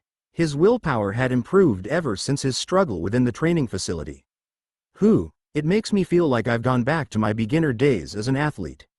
Back then, all he had was anger and tenacity. He recollected that time and subconsciously smiled. Jin looked at Li Shin Woo, who was controlling the timing of bone reinforcement so that he could absorb as many bones as possible, and his smile deepened even further. Like that, 3 hours passed, and around the time that Jin had absorbed about 30,000 bones, he said that he couldn't absorb any more and gave up. He had tried really hard compared to normal. I really can't absorb any more. Save it for next time. My stats have already increased by 700, you know. I'm above 6,200 now. At first, I wondered when I would reach level 7, but now I'm getting close. Really, already? It hasn't even been very long since you got to level 6. Hey, even after being reinforced, my stats are only a bit higher than 4,500. Originally, there had been a gap between them, but that gap had become decidedly wider within these past 10 days. What's worse, this was after Li Shin Woo had used bone reinforcement on him with such a large quantity of bones. There were so many that, large quantity, didn't seem like the right words. Li Shin Woo just smiled bitterly. The amount of stats you gain from leveling up high-rank skills is, apparently, no joke. Especially my skill that controls mana. When it leveled up to high rank, it increased my magic by 200 all at once. 200, plus, the 4 titles that he'd gained after surpassing 1,000 in each stat, one loved by mana, magic. He who dreams of giants, strength. He who follows the wind, agility.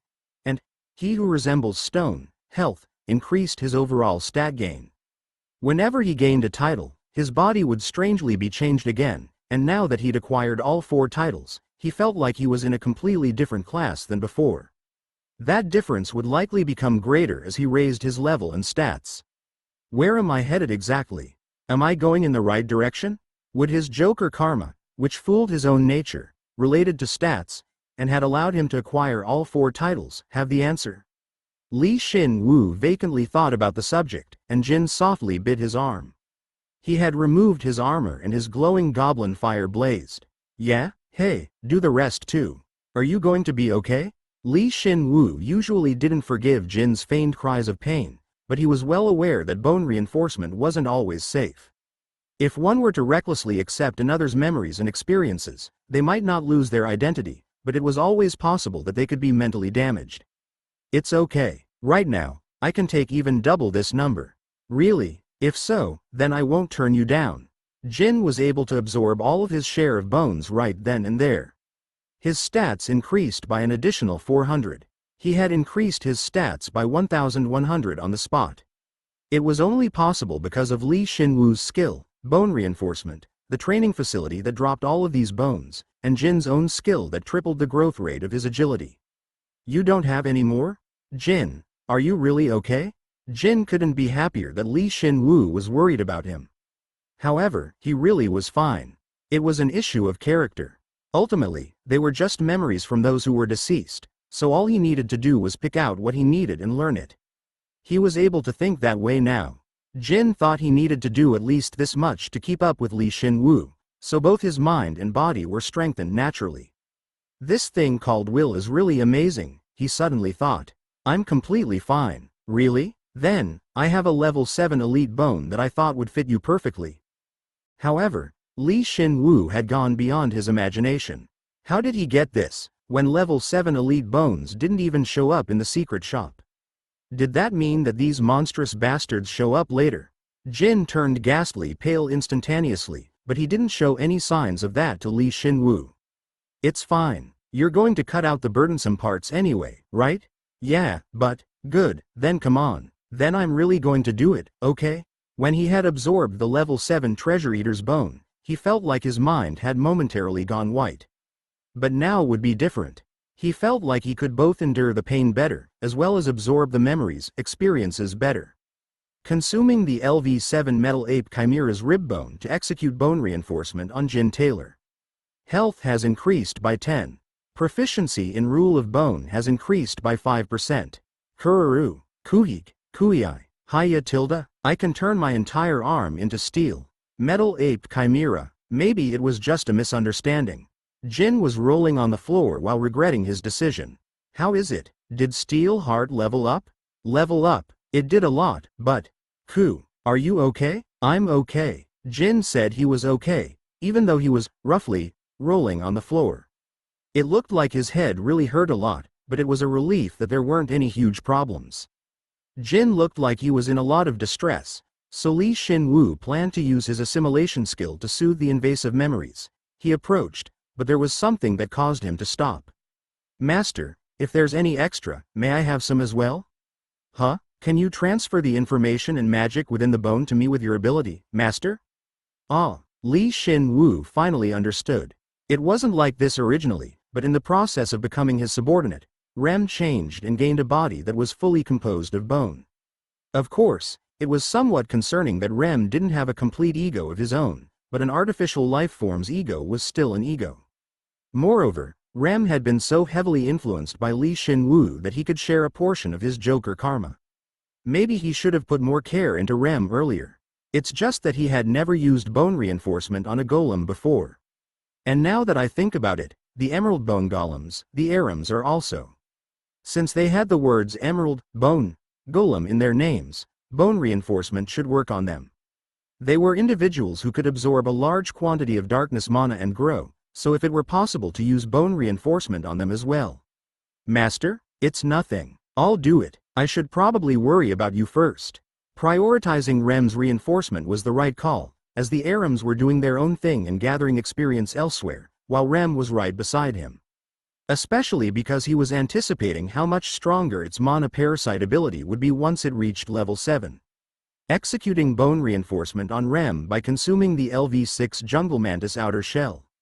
As expected, Rem fit within the parameters of bone reinforcement. Moreover, right after he used bone reinforcement, gloomy mana radiated from Rem's entire body, so it seemed like it was quite effective after all. How was it? Impressive, Master. Rem briefly wavered and then replied, and soon added on. By storing information on other organisms, I believe Mana Parasite will grow even further. Ooh, really? That's correct. Rem caused him to think about the potential of Mana Parasite, and he tilted his head in thought. As if reading his hesitation, Rem agreed. If I gather enough data to completely understand an individual, then I feel like I will be able to use Mana Parasite on an individual who isn't a golem. Hearing that, Shin Woo felt a cold sweat break out, even though he couldn't even sweat. It hadn't even come true yet, so Shin Woo decided to ignore it for now and move on.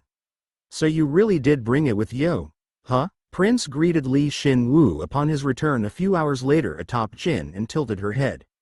It's strange. The energy the horse is emanating feels a lot stronger than before.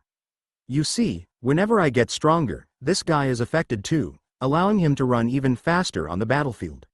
I believe it may be because of that skill.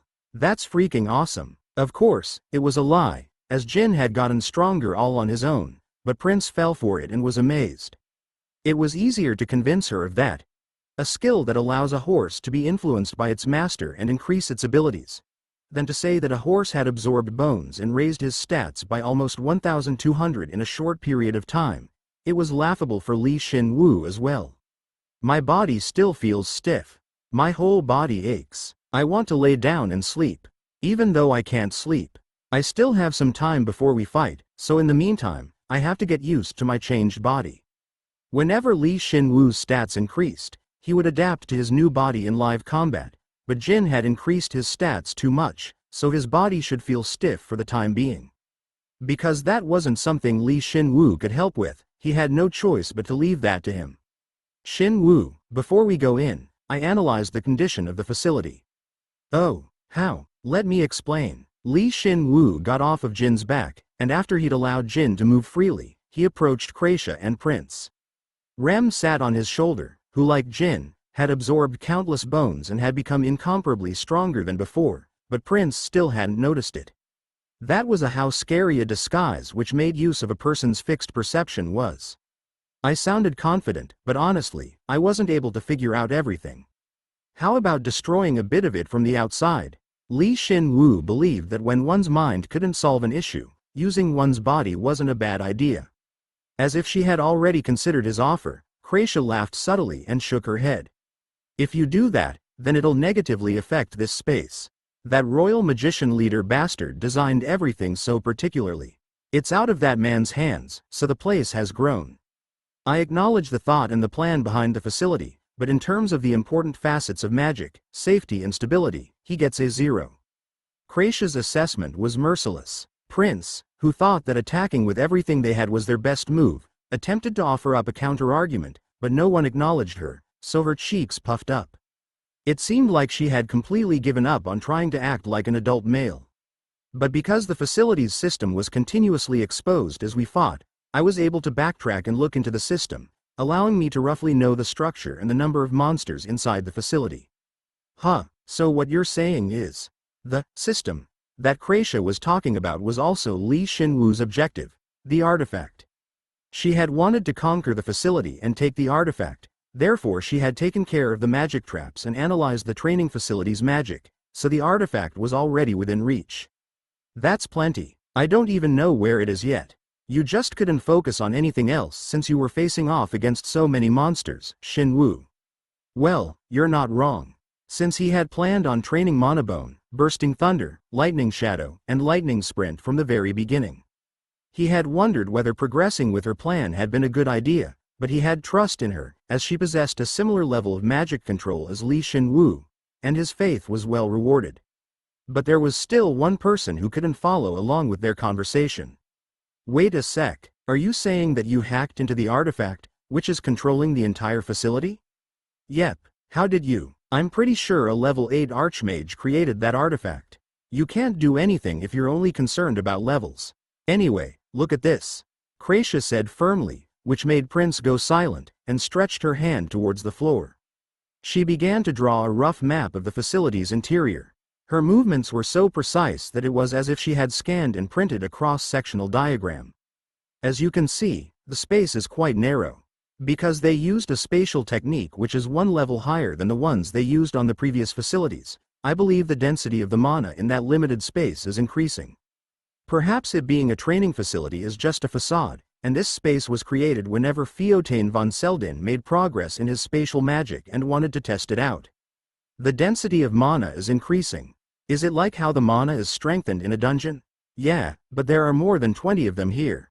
If we take into account the distortion caused by the passage of time, then it could be much higher. It was astonishing. The reason Shin Woo had been able to use as much magic as he wanted was because of this training facility's specificity. If more mana was amassed in a narrower space, then just the thought of it made him feel dizzy. The density of mana is so high that contrary to our calculations, our magic might not activate. Our top priority is to adapt to the mana density inside as quickly as possible and be able to control it efficiently. Remember that. Okay, we could say that you're a spatial magic professional by now. He's right. It's frustrating, but you're better than me. Since spatial magic is considered a level higher than elemental magic, has high offensive capabilities, and is at the archmage level. He had gotten a feeling for it as he'd passed the training facilities, but as he thought, there were still several people who were well out of his league.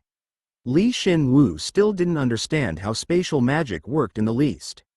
Would he understand spatial magic, at least a little bit, if he absorbed the bone gate?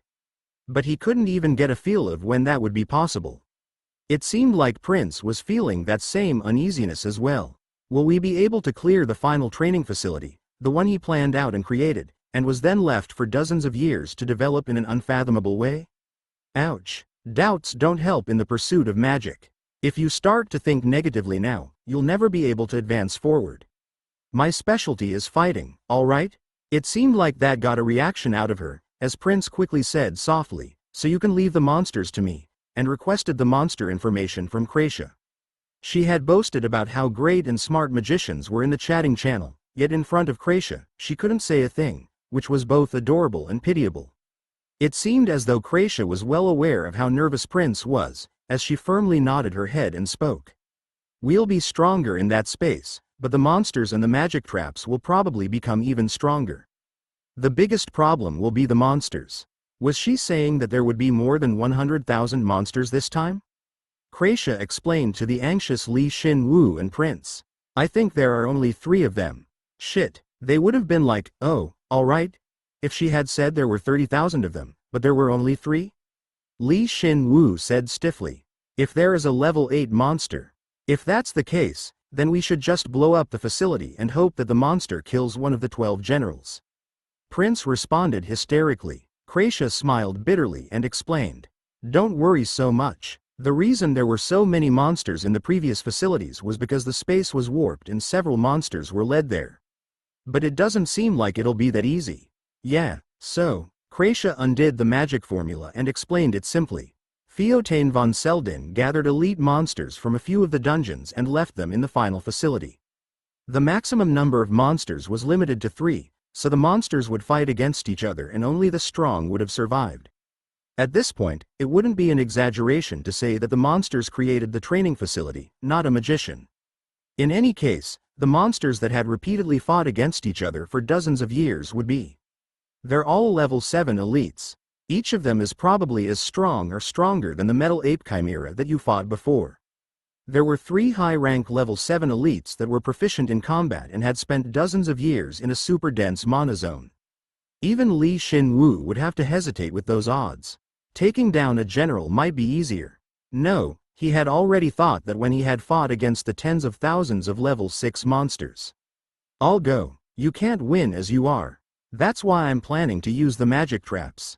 Kracia said, and both Prince and Shin Woo tilted their heads as though they couldn't understand at first. However, Prince soon shook her head and yelled. The magic traps are aiming for us. My plan is to turn those magic traps onto the monsters. If that happens, then there's definitely a chance we can win. No, actually, it may be our easiest win yet. That isn't even possible. Fine, so you defeated the level 7 monster before. Let's say that you could do it because you're a level 7 magician and Shin Woo has that unbelievable stamina and skill. But you want to take on 3 of those monsters at the same time? You're going to use those magic traps, which are meant to kill us, on the monsters? If you don't want to do this, you can stay out of it. Of course, it may be a bit more difficult, but Prince wasn't necessary for their plan. Prince looked at Kracia, who spoke so positively, and became even more despondent. You can relax a bit, you know. You're already plenty STR. From my point of view, you're so strong that I can't understand it. If there's an insurmountable wall, can't you just go somewhere else, and slowly and safely build your strength? If you don't want to do this, you can stay out of it. Kracia declared once more. It was an obvious reaction, as she had never thought that they wouldn't be able to clear the training facility. However, Shin Woo couldn't figure out where her overflowing confidence was coming from.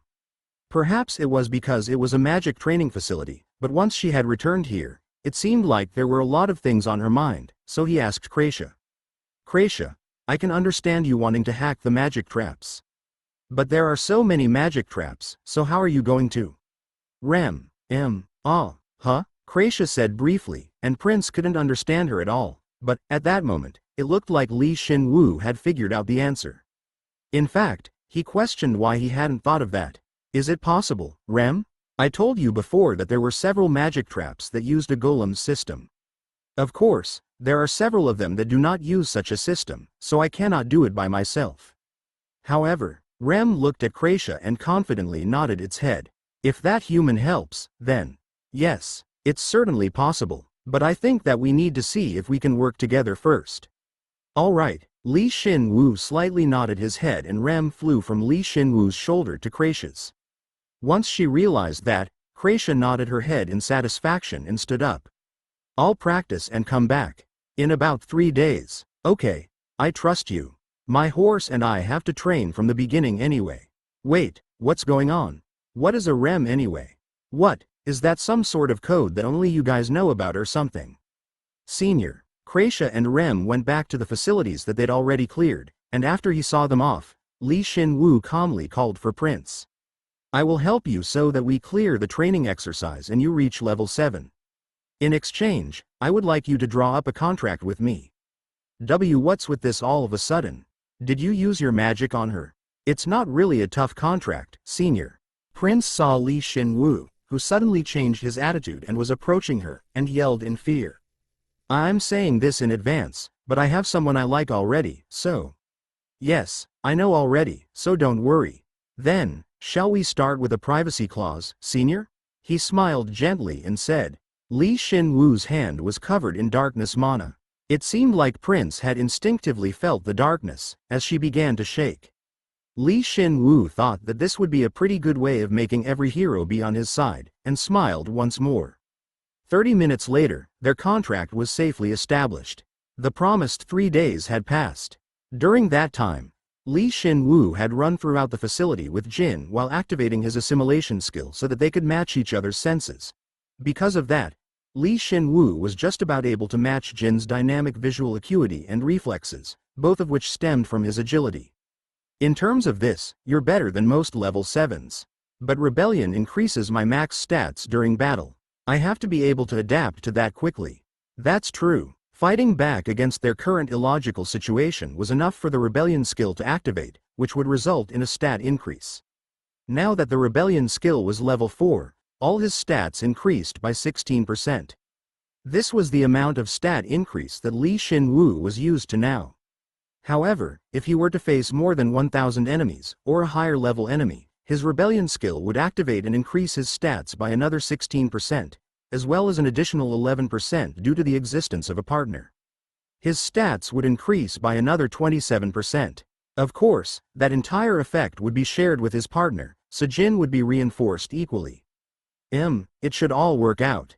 Anyway, my goal is to gather as much mana as possible to strengthen my body, as well as to unleash a powerful attack. Yeah, we can do it. I haven't been just sitting around all this time either. No matter how strong the level 7 elites were, could they be stronger than Hansen von Dorth? Of course, it was scary that they had to fight against 3 level 7 elites at the same time, but Shin Woo decided to trust Kracia. Prince, who was close to level 7, wasn't very reliable, but he still took her into account too. Once they had finished up their training, Shin Woo and Jin returned to the designated meeting place. Kracia and Rem had already returned and were waiting for them. Do you think it'll be okay? Yep, she responded confidently and stuck out her chest. Rem sat atop Kraisha's shoulder with a similar pose. It seemed like they had formed a sense of kinship from collaborating for 3 days. A level 6 golem. A golem that pledges loyalty to a hero. A golem that can meddle with another golem's structure. A golem that doesn't even make any sense. You keep adding, golem, to your sentences, senior. Are you alright? Do I look okay to you? I'm not in the right state of mind right now. I'm scared of the training exercise, and I'm even more scared of you. It seemed like she hadn't slept well, as there were large, dark circles under her eyes. Then again, it was right before D-Day, and she should have just finished with her last-minute training, so it was kind of obvious that she'd be tired. As expected of you, senior. It should have been a hard decision to make, but you came to a decision all on your own. HMPH, I'd rather die than be beaten by fledgling juniors. Shin Woo decided to respect how Prince would do whatever it took to maintain her pride as a senior. Moreover, could tell that she hadn't stayed just because of her inferiority complex. Even if she attempted to not show any signs of it, Shin Woo and Kraisha could tell that Prince was worried about them. No, it was more accurate to say that she didn't want to see another hero die. Then, let's get through this and get to level 7. How would I feel any better if you were to reach level 7 at the same time as me? HMPH, if you don't do it properly, then I'll teach you lesson. Prince shared a few minor facts with him. She knew that he could somewhat control elemental power, and that Rem was his subordinate, and it seemed like she had given up on understanding him about halfway. Despite that, it was cute that she still considered him a junior that she needed to look after. As he thought, she's a good person. He felt a bit sad that he couldn't tell her about him being an undead. Well, as long as she's a beautiful girl. I told you, that's not how it is. Jin reacted ridiculously and scorned him, but Shin Woo asserted that it wasn't like that, and joined up with the group. Now there was nowhere to hide. It was time for them to finish this and clear the magic training facility that the royal magician leader, Theotain von Sleden, had put his heart and soul into. We're going in. Is everyone ready? Yeah. Shin Woo checked that his 6 breath of the lightning gods, 2 of which were in his hands, were fully charged, and replied. Seeing that, Prince trembled once more, but she didn't retort. It was as though she had given up. Good. I'm all ready too. We need to get the drop on them. I'm going to seize control of all the magic traps from the get-go. Our enemies probably won't be restrained by the rules, so we shouldn't worry about them either. You're just going to destroy everything, aren't you? Yeah, so long as we can win that way. Defense? Defense? If Shin Woo's job was to fight against the monsters, and Kraisha's job was to seize control of the magic traps, then Prince's job was right in the middle.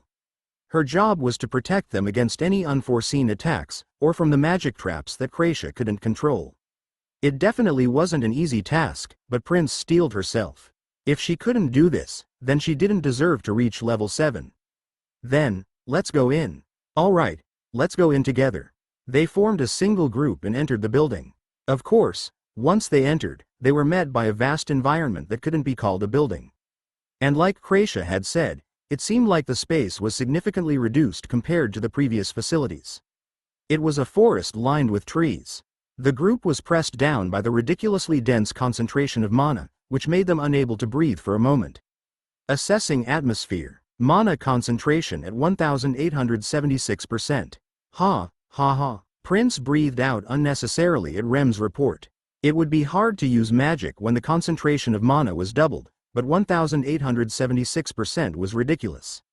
Of course, if one were actually able to use magic in these conditions, then it would be quite an achievement, but if they were going to do that, then they wouldn't have to go through all the effort of adapting to this level of mana concentration. The mana concentration in the 21st facility was high as well. It wasn't this unbelievably high, but, I can still do it. Prince gritted her teeth, and the moment she raised her level 4 fire spirit staff, a voice rang out throughout the vast but small space. The training exercise will begin soon. Don't listen to that thing anymore. Because it's already started. The voice rang out, as if to put their minds at ease, but Kraisha curtly denied its validity. Of course, Shin Woo had realized that as well. He had already felt it through his connection with Jin. The gaze of 3 fierce beasts looking right at them. Each of them were concealing their presences, but they couldn't hide from Jin's senses. Jin, it may be a bit tough, but endure it. If it all goes to plan, then we'll be able to win easily. Alright, that's always how it is. I trust you. Shin Woo activated Lightning Shadow and Lightning Sprint simultaneously. The lightning was wilder than usual and enveloped both Shin Woo and Jin in an instant. It was so dense that no one could see them from beyond the lightning. Kook, koo, koo, it's coming. Then, Shin Woo heard the beast's subdued voice and directed Jin to run quickly. At the same time, Kraisha's orb gathered the ambient mana in the air, created a giant ice spear and shot it in Shin Woo's direction. Run, Huop. Before the magic traps ahead of him activated, Kraisha sucked out their mana, nullifying the traps, and simultaneously, attacked the first appearing level 7 with the ice spear. Its body, covered in crocodile skin and its saw-like teeth made it look like Godzilla. It was pretty small, but even Shin Woo couldn't measure the mana it held within. LV7 Croc Aranta. You are facing a higher-leveled foe.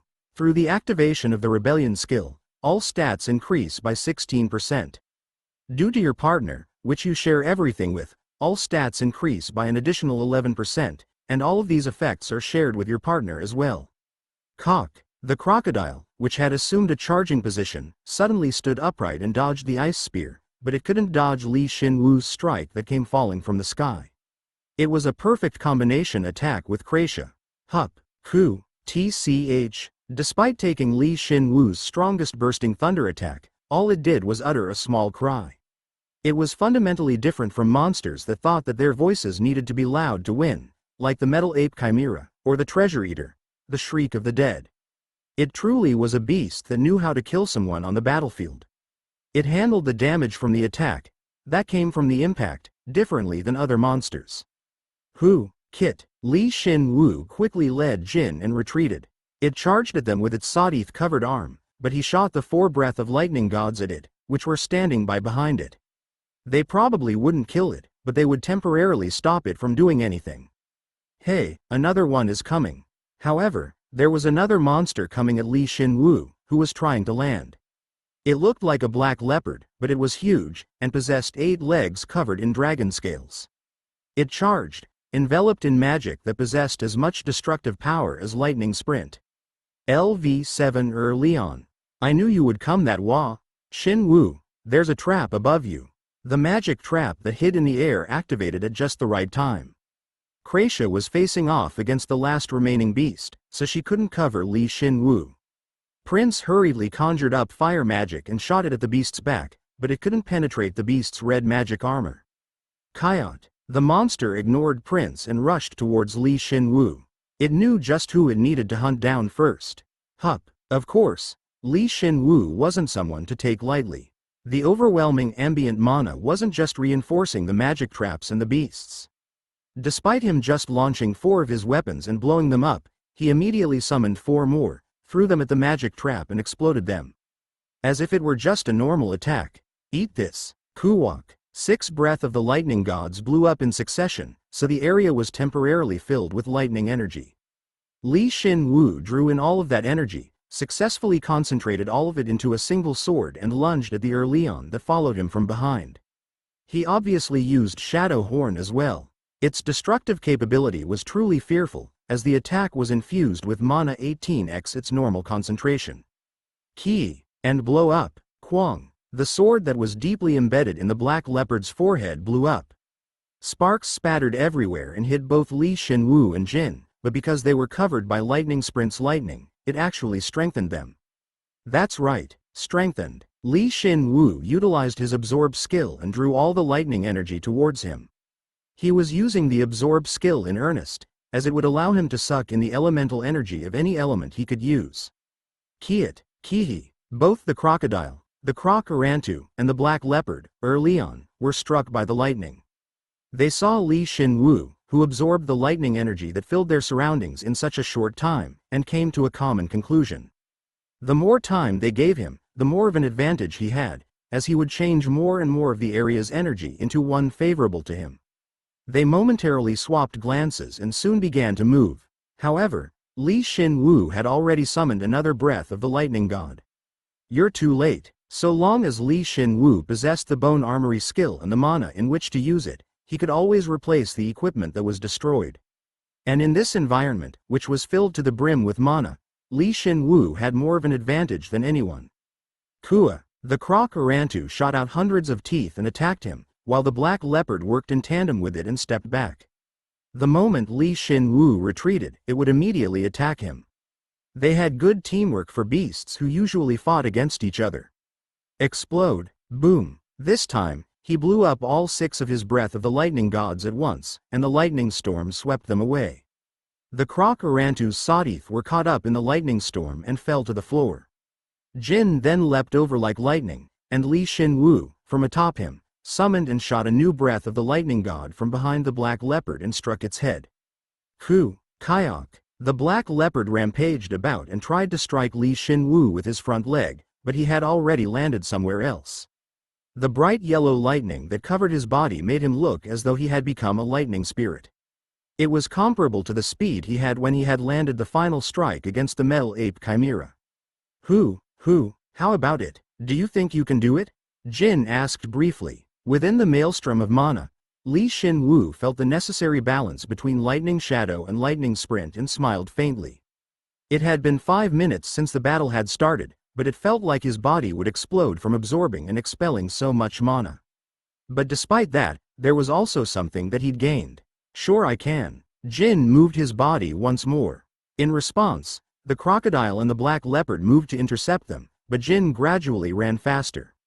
As they gave chase, Shin Woo summoned the breath of the lightning gods everywhere and exploded them. Like the name might imply, they breathed out a ton of lightning. The moment he had realized that their final battlefield was an environment overflowing with mana, Shin Woo really only had one strategy. How would he gain superiority over the level 7 elites, who could use that magic better than him? Shin Woo came to the conclusion that he would just have to change that mana into something he could control better than them. The moment my weapons, which are infused with elemental power, blow up, they release that element's mana into the area. He was filling the breath of the lightning gods to the brim, which possessed a level 6 lightning element, drawing in the ambient mana and fully infusing the breath of the lightning god only took about 0.2 seconds, and blowing it up, which was altogether quite effective. Because the mana concentration was 18x normal, they wouldn't be able to withstand this. During the time that the breath of the lightning gods affected the ambient mana, Shin Woo would have greater mana control than the monsters. If he repeated this process twice, 4 times, no an uncountable number of times, then he might be able to fuse together lightning shadow and lightning sprint again with the plentiful lightning in the environment. In this world, only Shin Woo was able to use this extremely temporary and effective ability, and was only able to do so in one place, the training facility. As a result, the technique he'd created was quite effective. Kihihik, Kuroyagagak, Hup, he hadn't really developed a new killer technique or prepared a trap in advance. He was merely manipulating the environment to one that was advantageous to him. With just that, Shin Woo was able to take on 2 level 7 elites at once. Perhaps he had come to this realization much too late. Just being able to use a high-rank element gives you such a huge advantage. Whenever he summoned and blew up a breath of the lightning god, the surrounding mana would be tinged with lightning. Thunderclouds formed, filling the battlefield. Originally, the forest's mana had been advantageous to them. They had gotten so used to it that the earthling and the croc Orantu felt uneasy from the sudden change. No, it was more than that. Whenever the 2 level 7s moved, strangely, the thunderclouds would damage them. Normally, they would be able to draw in the surrounding mana to recover from such grievous wounds, but the thunderclouds prevented that from happening. Kwang, Kahik. In the midst of that, Shin Woo exploded 4 new swords and inflicted more damage upon the 2 level 7s. Even the black leopard, earthling, which would recover from any injuries it sustained, seemed to realize that it would have no mana left remaining if it continued to do so. Therefore, it adjusted its strategy and stopped healing its wounds immediately. They realized that the situation had become disadvantageous for them and that they would have to escape from this area. If they were to escape from the thundercloud-filled area, then they would be able to heal their wounds immediately, as well as give them a chance to turn things around. If not, then they would buy time by allowing their comrade to be killed first. Of course, Shin Woo couldn't just let them go. If you leave, then I'll kill this guy. Keuk, Kihi. In the beginning, the two had exchanged blows with Shin Woo, yet at some point, They had become wary of each other and had been fighting whilst looking for an opportunity. Of course, their nimble and soft strikes had enough force behind them to kill him, but in this close battle, Shin Woo evaded even quicker, attacked even stronger, and mustered up all of his strength. Clear, attacking the enemy with the 378th trap. It's not perfect yet. Sure. On the other hand, Kracia, who was responsible for hacking the magic traps and taking care of the final level 7 elite, was quite even with her opponent.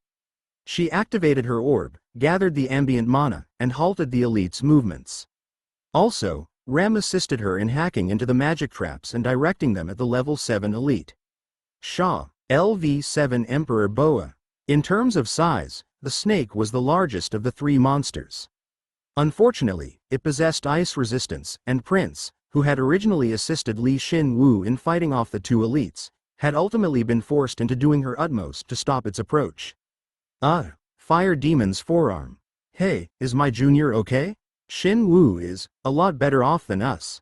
Kracia continued with her headache-inducing calculations and struggled to reply. There were some magic traps that she couldn't control, even with Rem's help, so once she was finished analyzing them, she would immediately disarm them.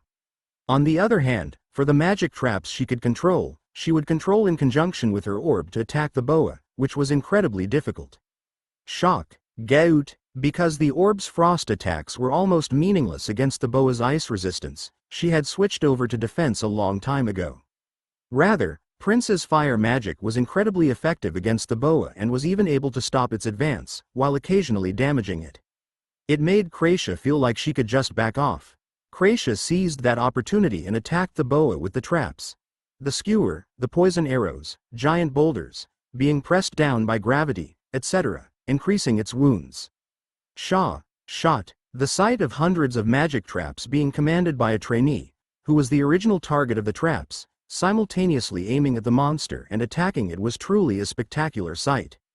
Just a little bit more and we can take it down. He's in the middle of preparing a large-scale technique. Stop him in any way possible. Don't ask for the impossible. Validating Kracia's words, the Emperor Boa spewed out a huge amount of poison mist from its body, attacking everything at once. The ridiculous concentration of poison even contaminated the magic itself, nullifying all the magic traps in the area. It had simultaneously eliminated Kracia's avenue of attack while attempting to poison them. Fire Demon. However, poison was weak to fire. Because she had been fighting for so long, Prince had become a bit more used to the high concentration of mana, which enabled her to immediately gather clean mana into her body. She then used her teacher's ultimate move, summoning a fire demon. Kuruk, Kyaha, Kurururururuk, Guu. A giant circular gate formed in the sky, and from that gate, a demon's head popped out. Its emergence burnt the trees to a crisp, and it seemed to look around for a moment. Then, once it saw the Emperor Boa's poison mist, it grinned and breathed out towards it. The deep purple mist was evaporated instantaneously, and the Emperor Boa's body was actually enveloped in flame. If you could do that, then why didn't you use it earlier? This is my first time using it, and I was barely able to do it. Barely, Kracia griped with wide eyes, and Prince responded angrily.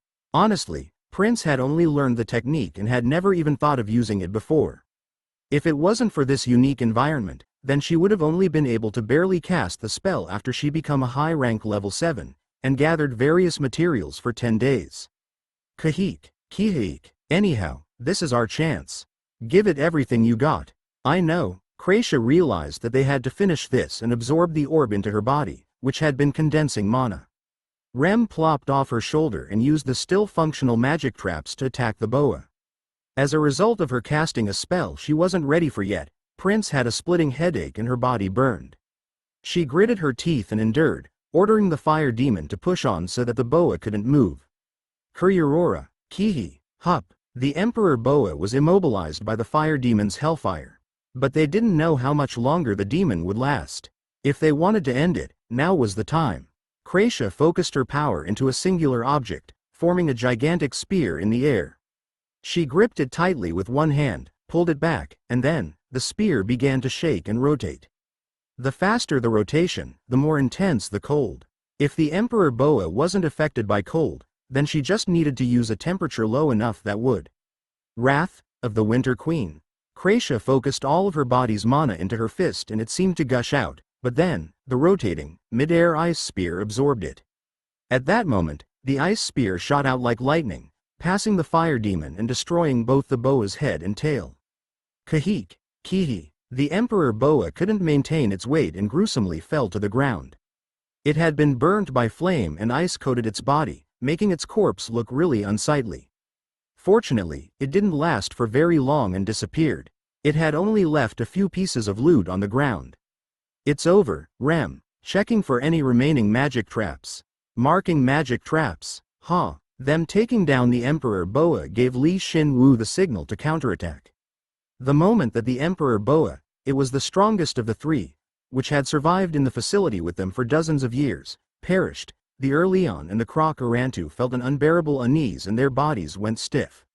There had been a balance between the three, as they kept each other in check, but the moment that that balance was broken, Shin Woo shot out like lightning and thrust his sword into the Croc Orantu's head once more. Of course, it wouldn't die from just this, but Shin Woo wasn't normal either. Taste the breath of the lightning god. Kuhik, Kugahak. After he'd stuck the breath of the lightning god into the Croc's head, he stretched out his hand and placed it onto the perforated area. He then repeatedly summoned breath of the lightning gods and shot them at it. It was an unbelievable continuous attack that was only possible in this training facility overflowing with mana. At least a dozen blades were burrowed into the Croc's head, making its mind dim. While Shin Woo continuously attacked with the breath of the lightning gods, the black leopard took that opportunity to strike. But as it pounced, Shin Woo blew up all the swords without hesitation. You faced two higher-level foes and have succeeded in defeating one. All stats have increased by 3. High-rank lightning has become LV4, and magic has increased by 20. He simultaneously blew up all the weapons in a single area, and the resulting lightning energy was so powerful that the Croc couldn't even utter a word and disappeared on the spot. The lightning energy, which had burst out from the Croc's body, remained chaotic. Kaha, the Earthling was sure that it would lose if it tarried, so it charged in immediately. It took advantage of the inevitable gap in Shin Woo's defenses that resulted from using a huge technique, so Shin Woo couldn't evade. However, the Earthling would soon realize that its efforts were pointless. It had seen through Shin Woo with its senses as a level 7 and had attacked with a speed that Shin Woo couldn't match. Kuhu? But the moment the Earthling attempted to find Shin Woo's location and attack, a golden crack appeared on its body. The crack formed starting from the top of its head, all the way down to its 8 legs.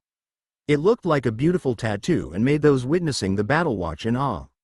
Kihi, the Earthling didn't realize what had happened and tried to retreat, but at that moment, the black leopard's ears, eye sockets, jaw, torso, arms, fingers, and legs were broken up, and it fell to the ground. It was a futile and cruel death. You faced 2 higher-level foes simultaneously and succeeded in defeating them. All stats have increased by 5. Proficiency in all combat-related skills has increased significantly. Shin Woo appeared beyond the falling body of the Earthling and let out a deep breath. Fortunately, he was able to use the technique one more time at the end. Of course, he hadn't been able to acquire it as a skill yet, but compared to a few days ago, he was confident that he'd gotten a step further. Why? Because, quote exclamation mark question mark.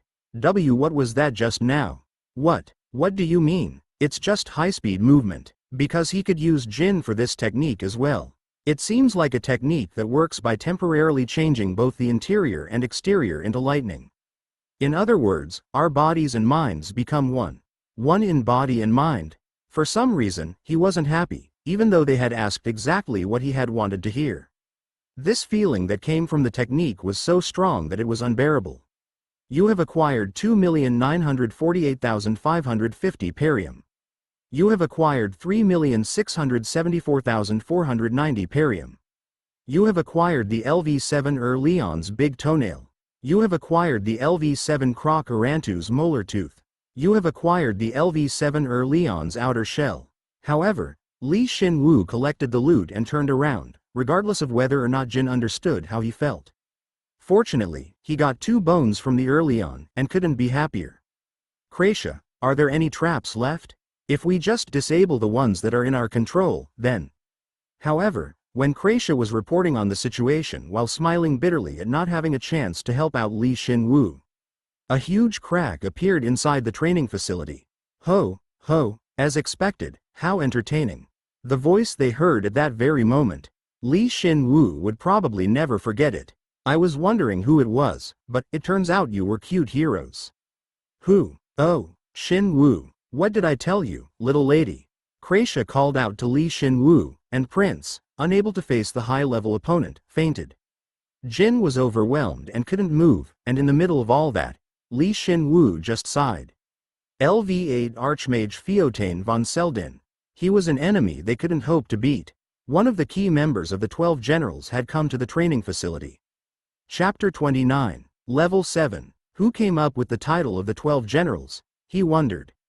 It was simple. It was the Emperor. Only those amongst his subordinates he specifically recognized would be bestowed that name. The Lightning Shadow General, Hansen von Dorth, was the last of the 12 generals that were supposed to protect him, and their status was one of respect. Therefore, their status was unique, so much so that they stood out amongst the other generals, and the nobles as well. They were more powerful than the others, even if they were similarly leveled, and the subordinates under their direct control were stronger than the other subordinates. But there are a few amongst them that are especially powerful. The top members of the 12 generals. The sword that protects the Emperor, Sigald von Rededane, the spear of the battlefield, Leofield von Terraman, the Emperor's shield, Urema Steelworker, and lastly, me, Archmage Feotane von Seldin. He floated in the air, and his silk robes fluttered. Feotane looked like a handsome, young man, and spoke in a carefree, delighted tone. No matter how Shin Woo looked at it, he looked like a normal man, but the somber and dark energy that came from his body, as well as the fact that there wasn't even a grain of life energy he could feel from him, proved that he was undead. We are known as the 4 commanders of the Empire. He realized where Guillotine Steelworker had gotten the term, 4 commanders, from, grinned, and replied. For a self-introduction, you're too loud.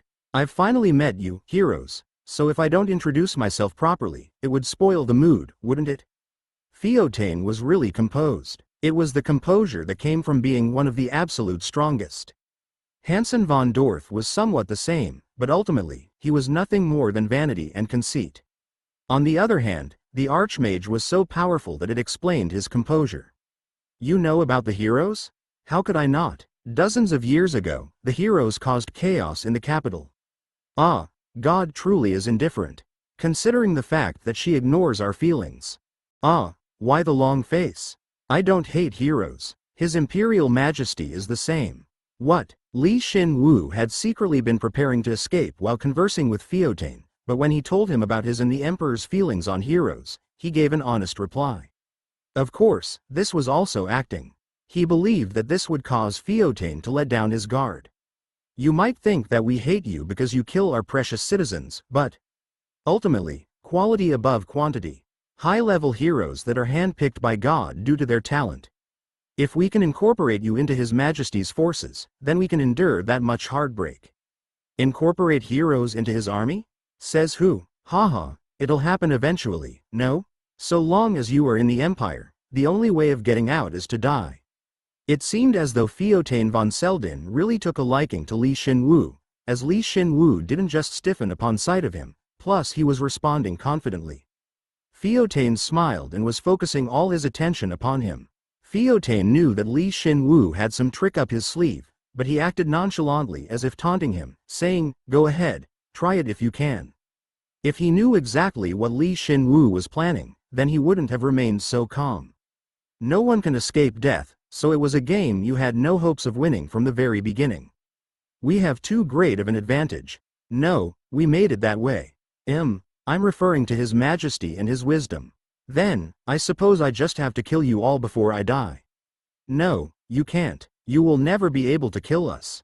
Feotane said confidently, and Shin Woo was vaguely aware of why he was so confident. He had surpassed life and death itself, and didn't possess the energy that all existences naturally possessed. Even if they could kill him, he wondered whether he would actually die or not. He inspected him meticulously and realized. The core of this guy's existence is, he doesn't have a core that all existences possess. The root of his power, his stats, are hidden somewhere else. Holy shit, that ability's actually possible. Shin Woo recollected a skill that black magicians rarely used in fantasy novels known as transmission. One's life force would be extracted and would be transferred to another vessel. By hiding that container, the undead black magician would become immortal. He was a lich. If that's the case, then the Emperor was probably a lich as well. That meant that there were two liches that had hid their containers somewhere. Right when Shin Woo was genuinely shocked, the Archmage clapped his hands and moved on to the main topic of discussion. Now, it seems like we're done with the introductions, so shall we go on to the main topic? Stop right there. Shin Woo turned to his comrades and was about to throw something, but at that moment, his body became stiff. Despite the deep concentration of lightning that continued to flow through his body, Theotane had frozen the entire space and made it so he couldn't move. I'm not done talking, young hero. What's in your hand? What's this? There's nothing there. It looked like you were about to throw something. Was I just seeing things? In any case, it doesn't matter. So, moving on to the main topic.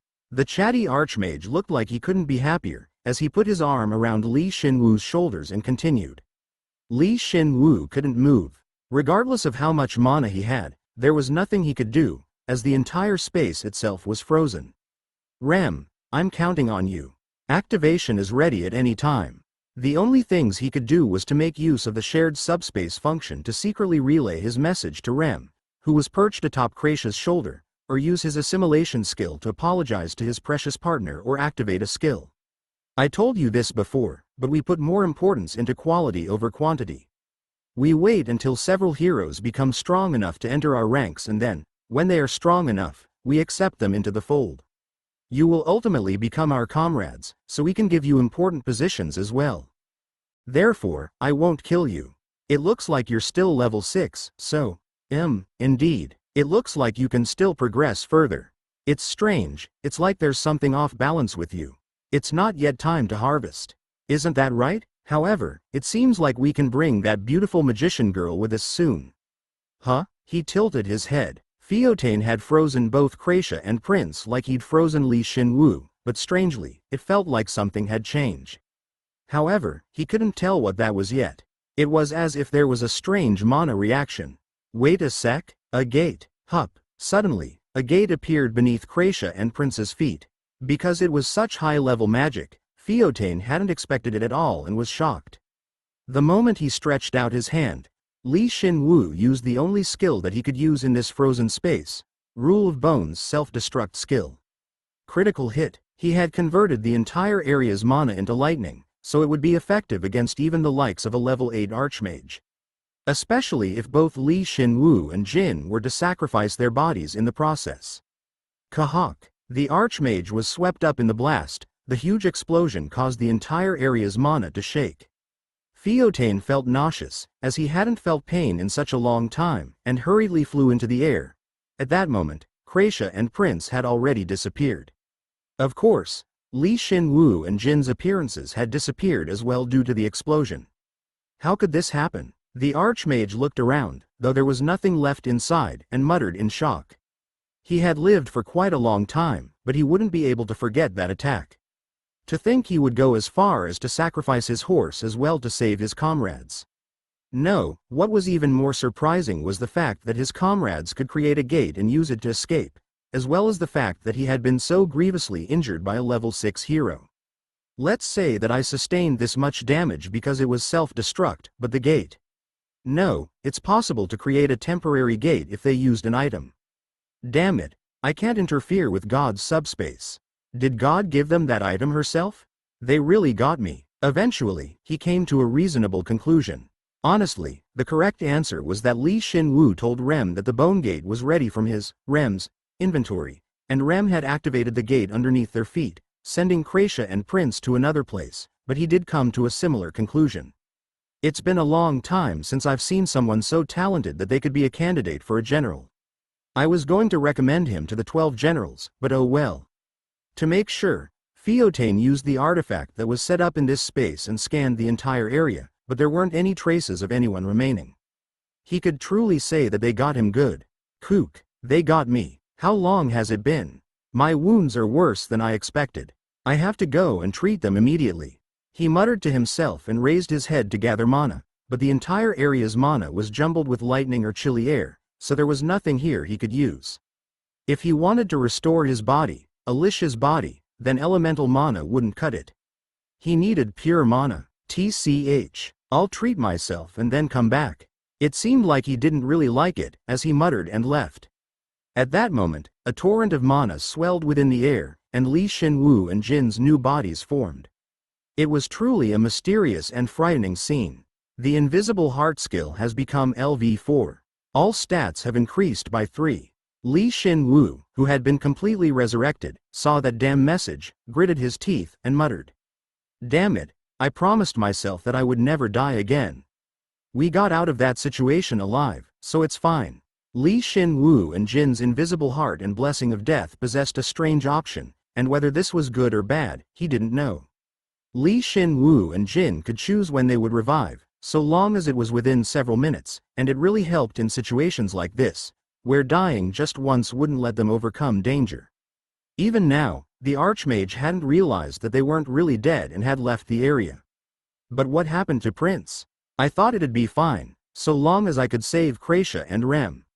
Wasn't it limited to 2? Is it really the time to curious about that? Let's go. We have to go as fast as we can. Nope. Jin, we have to find something here before we leave. What exactly are you trying to find in this urgent situation? Hey, it's not that, is it?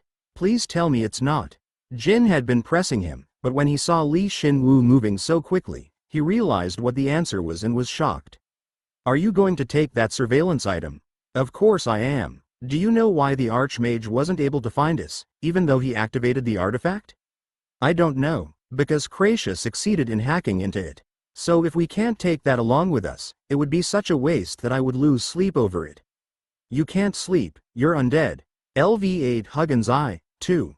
I found it. Hey, when Theotain von Selden had activated the artifact at the very last moment, Shin Woo had followed the flow of mana and realized where the artifact was hidden within the facility. Shin Woo wouldn't lose that artifact again, and the moment he greedily grasped it, Jin lifted him onto his back and ran out of the facility. At the speed of light. Exactly 10 minutes later, Shin Woo and Jin were completely healed from the injuries they'd sustained from self-destruct, while Theotain von Selden had also returned to the facility. He found that the artifact that controlled the facility was gone without a trace, and was shocked for the 3rd time that day. Rem, what do you think? It's difficult. More research must be done. Well, I didn't think it'd work on the first try. You can count on me. Shin Woo left the magic device, Huggins I, which he'd stolen from the training facility, with Kracia and Rem. It was an absurd surveillance artifact, as it could sense multiple presences in a large area, and indirectly influence them as well. It was a level 8 item that was a treasure amongst treasures. It wouldn't be an exaggeration to call it the core of the training facility. Of course, he wouldn't likely be able to figure out everything that's going on in the Empire with just this, but if he were to improve its performance, as well as limit its options in order to concentrate its abilities, then someday, he'd be able to tell the golem's movements. Well, if it can synergize with Rem's abilities, that is. With this, the connection between Rem and the artifact is complete. That means, yeah, even if Rem's far away, he can see with Huggins I. Shin Woo decided to leave Huggins I at his base. Firstly, they hadn't improved Huggins I enough for them to properly use it. Secondly, it wouldn't activate from his inventory and it took up too much space. Lastly, with Kracia's help, they were able to set up a communication line between Huggins I and Rem. Thus, Rem was able to utilize Huggins I from long range. For the time being, Kracia would study Huggins I and would strive to improve it, so it should be more useful in the future. But is it really okay with you? It feels like I'm just keeping you here. My original goal was the artifact. I'm happy that I can continue to study it. It seemed like Kracia was quite satisfied. Then again, ever since she'd entered the Empire, Kracia hadn't been concerned about heroes or the undead, but magic, so it seemed like the natural reaction from her. Plus, not only did my combat-related skills improve, but I learned a new skill related to the artifact. The more I study the artifact with that skill, the faster my magic will increase. Is that amazing? Shin Woo, You have no idea how amazing it is to learn a new type of skill. Kreisha's eyes sharpened for some reason, so Shin Woo apologized to her and decided to take a step back. He couldn't understand it at all, as he gained skills so easily through bone reinforcement. But the more skills one had, the more stats they'd gain, so he realized that the more skills one had, the more capable they were. That's why the elites are so amazing. Normal monsters don't really have any skills, and only have their stats to back them up, so we can hunt them easily, but on the contrary, elites possess at least 2 or 3 skills on average, so not only do they get stronger the more they use their skills, but they're able to properly exhibit their overwhelming strength from their stats through said skills. Well, that's true. There was an insurmountable wall, in terms of strength, between normal monsters and elites. Once he heard the clear reason between this divide, he found himself naturally nodding his head. If he put what she said into consideration, then wouldn't he become the strongest if he just lived a long time? The scary part was that the chances of that weren't zero. But first, Kreisha seemed like she would talk about skills for a few hours, so Shin Woo pushed her towards Hugin's eye. He gathered the last bones he'd acquired from the training facility and sighed in satisfaction. Let's level up first. You don't have any for me, right? I thought you wouldn't want them, so I used them on myself. Are you disappointed? Should I give you one? It's fine. I respectfully decline. Before they had cleared the final training facility, Jin had absorbed an unimaginable quantity of bones and had grown tremendously. Moreover, he had also absorbed a level 7 elite's bone, so he wanted nothing to do with bones for the time being. Shin Woo decided to give him a break this time. Above all, it was most efficient to use bone reinforcement prior to a level up. He had acquired 4 level 7 elite bones purely through luck, but it was still beneficial to him regardless. Shin Woo decided to make this level up something special.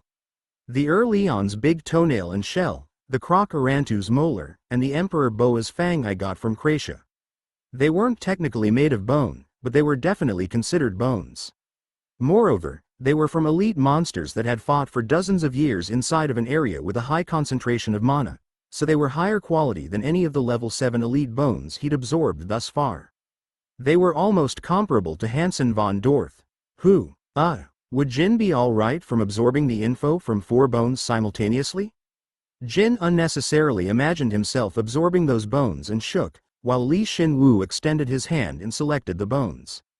Then he said, bone reinforcement. Consuming all 4 bones to execute bone reinforcement. Strength has increased by 20, agility by 25, health by 30, and magic by 58. The bone reinforcement skill has become LV10. Bones with intersecting memories are combined, allowing you to access complete memories. Verifying that all owners of these bones lived in the same environment, giving you access to their combined memories. What a great time for bone reinforcement to level up. And it came with a new ability at that. Shin Woo inwardly muttered that he hadn't expected this to happen, but at that moment, a deluge of memories poured into his brain. Shin Woo gasped. It felt like his limits were being tested whenever he used this skill. Shin Woo, it's nothing. I'm fine. New information that he could absorb because of bone reinforcement's level up. It was a record of the countless battles that these monsters had fought within an artificially made subspace. They were born and grew up within that space of boundless mana. He saw their ability to adapt to their environment, as well as their aspirations and thirst for vengeance. No, there was something beyond that. These monsters had been shackled in this mana zone, which had given them their strength on a silver platter, for dozens of years, and their fundamental knowledge of spatial magic flowed into him. By absorbing all 3 of their memories at the same time, I'm able to absorb dozens of years of their memories. This is ridiculous. Above all, Shin Woo felt the flowing mana that accumulated more and more over the years, and it felt as though that mana actually moved through his body. In the end, it felt as though the boundary between his body and the world had disappeared. He couldn't describe that sensation. Shin Woo just wanted to focus on that feeling. His body began to float into the air and started to reconstruct itself.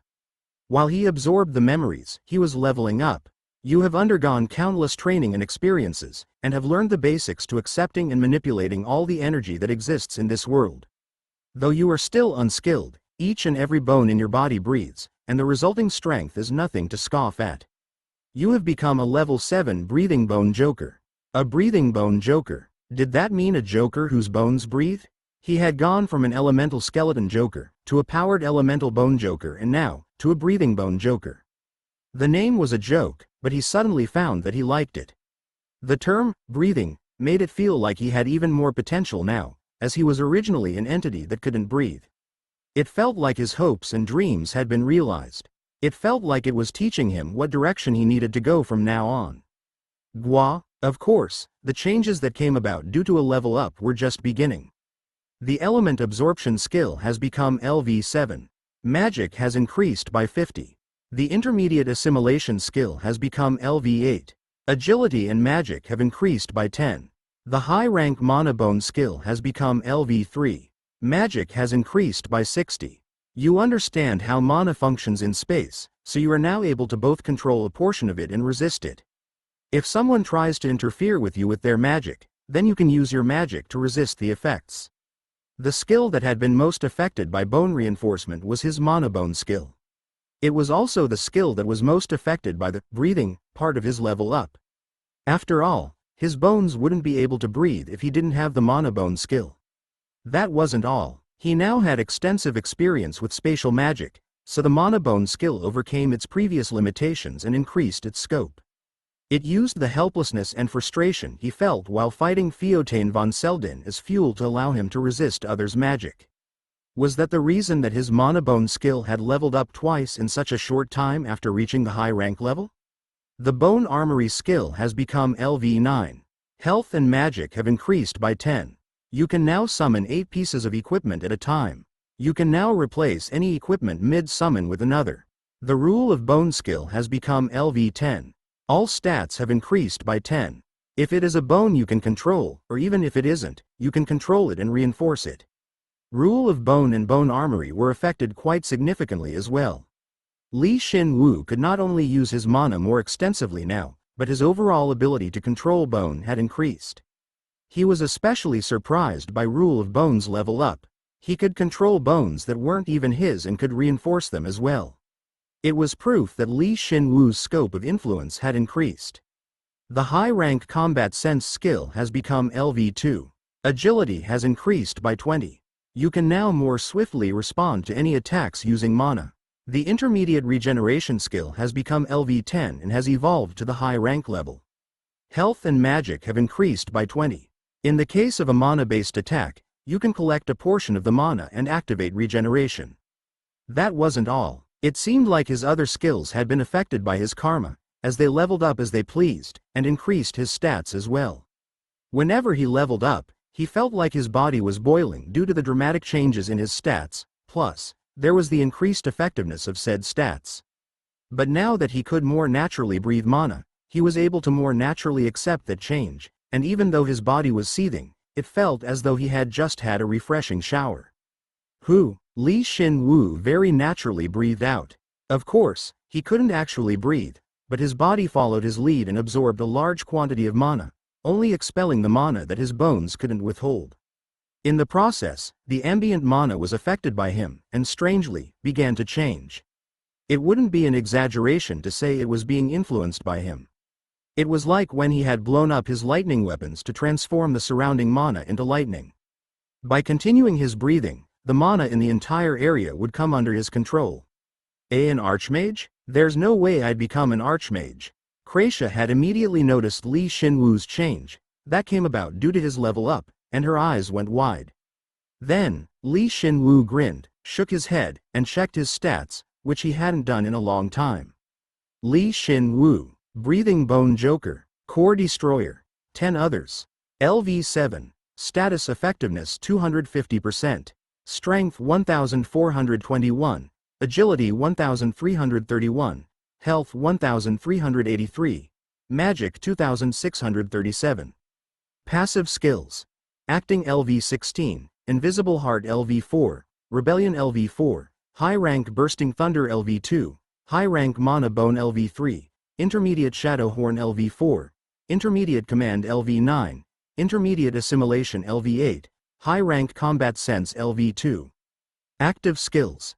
Disguise LV6, Instigate LV6, Bone Reinforcement LV10. Rule of Bone LV10. Bone Armory LV9. High Rank Regeneration LV1. Sacrifice LV1.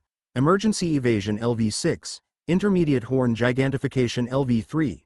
Beginner Shadow Extension LV4. High Rank Lightning Sprint LV2. Lightning Shadow LV4. Elements. Intermediate Fire LV5. Intermediate Ice LV5. High Rank Acid LV2. High Rank Lightning LV4. High Rank Darkness LV1. Absorption LV7. Resistances. Holy. Max. Darkness. Max. Acid. High Rank LV2. Ice. Intermediate LV3. Fire. Intermediate LV3. Lightning. High Rank LV2. Now he was finally at a pretty good level, with some respectable stats and skills. It was way too early to say that he was complete, but maybe this was the first step. A new level 7 hero had been born in the Empire. Once Shin Woo reached level 7, he was able to more easily control the surrounding mana through his mana breathing ability. Shin Woo, you've finally become a catalyst. Nah, I'm not at that level yet. Kracia insisted that Shin Woo's body had become a catalyst and was even happier about it than him, but Shin Woo calmly denied her assertion.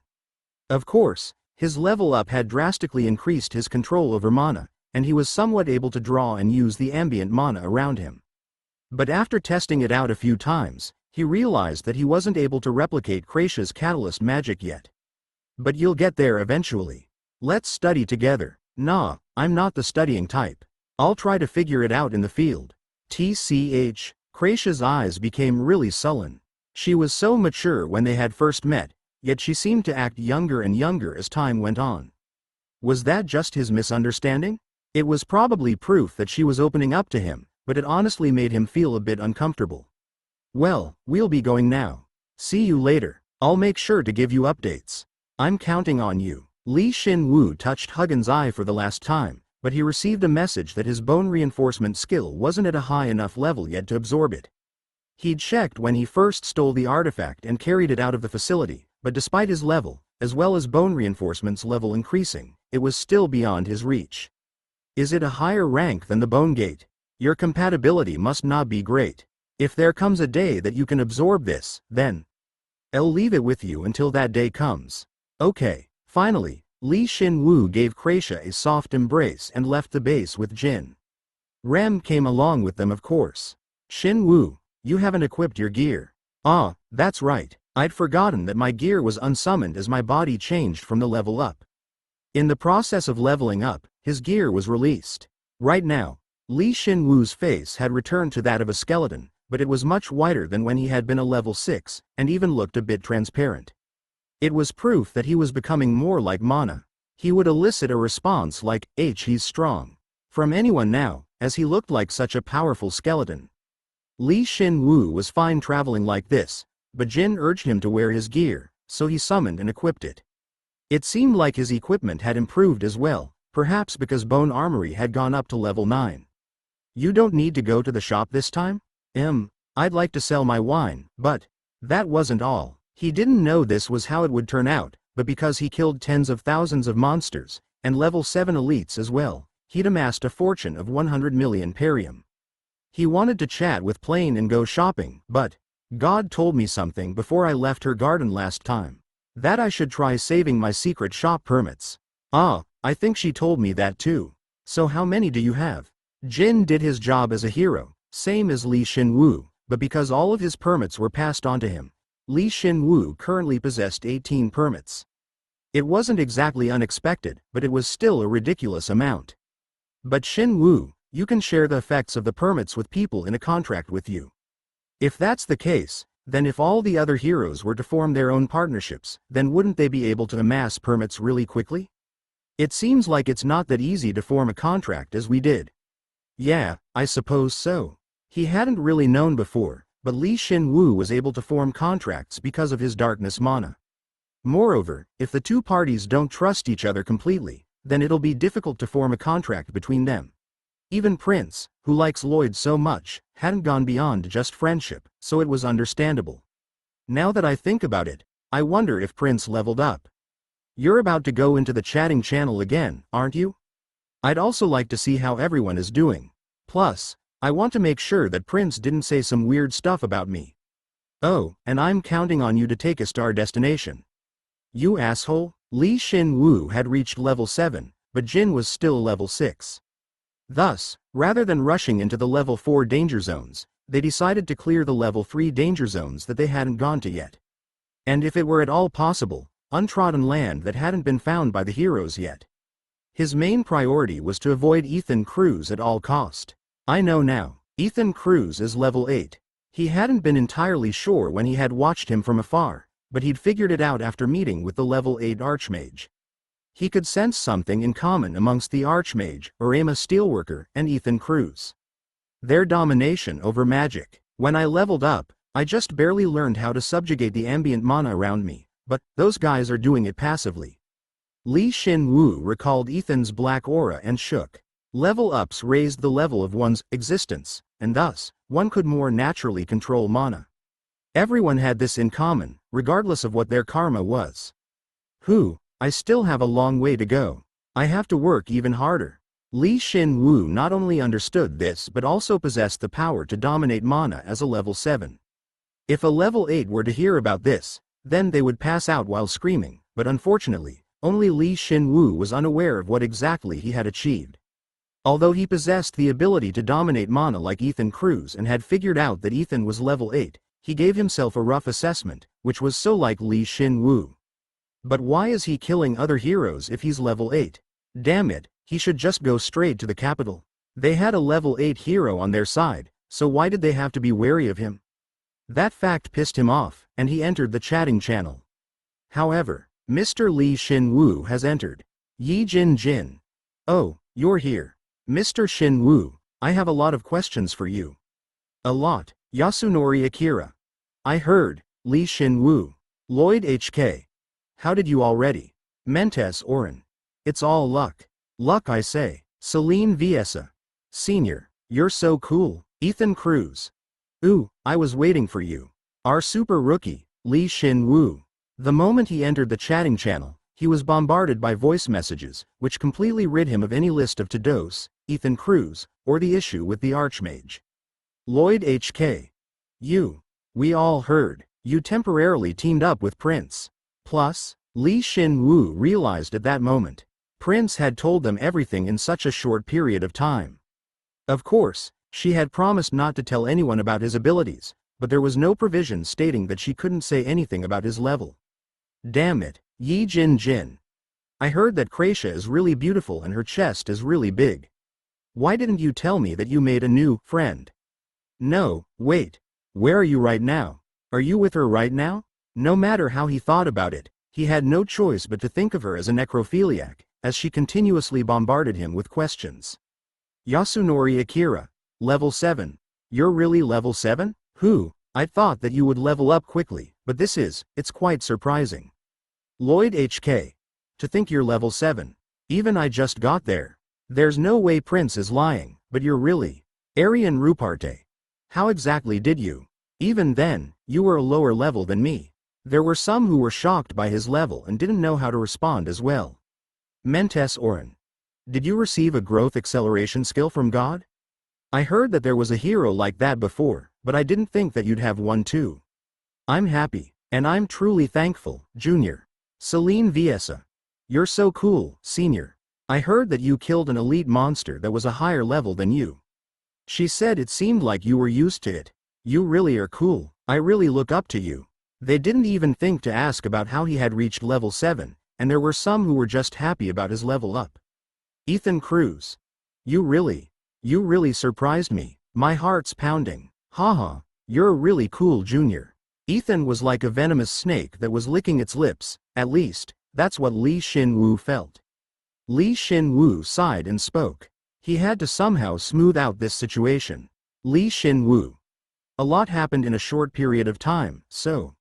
Lloyd HK. A lot happened? A lot happening, doesn't explain this, you rascal. Yasunori Akira. You must have risked your life. Probably, a countless number of times.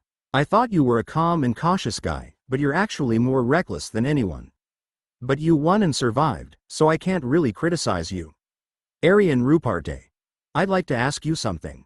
Perhaps, at that time, when I told you to run away from one of the 12 generals' troops, did you? Shin Woo. Haha. Aryan Ruparte. As I thought.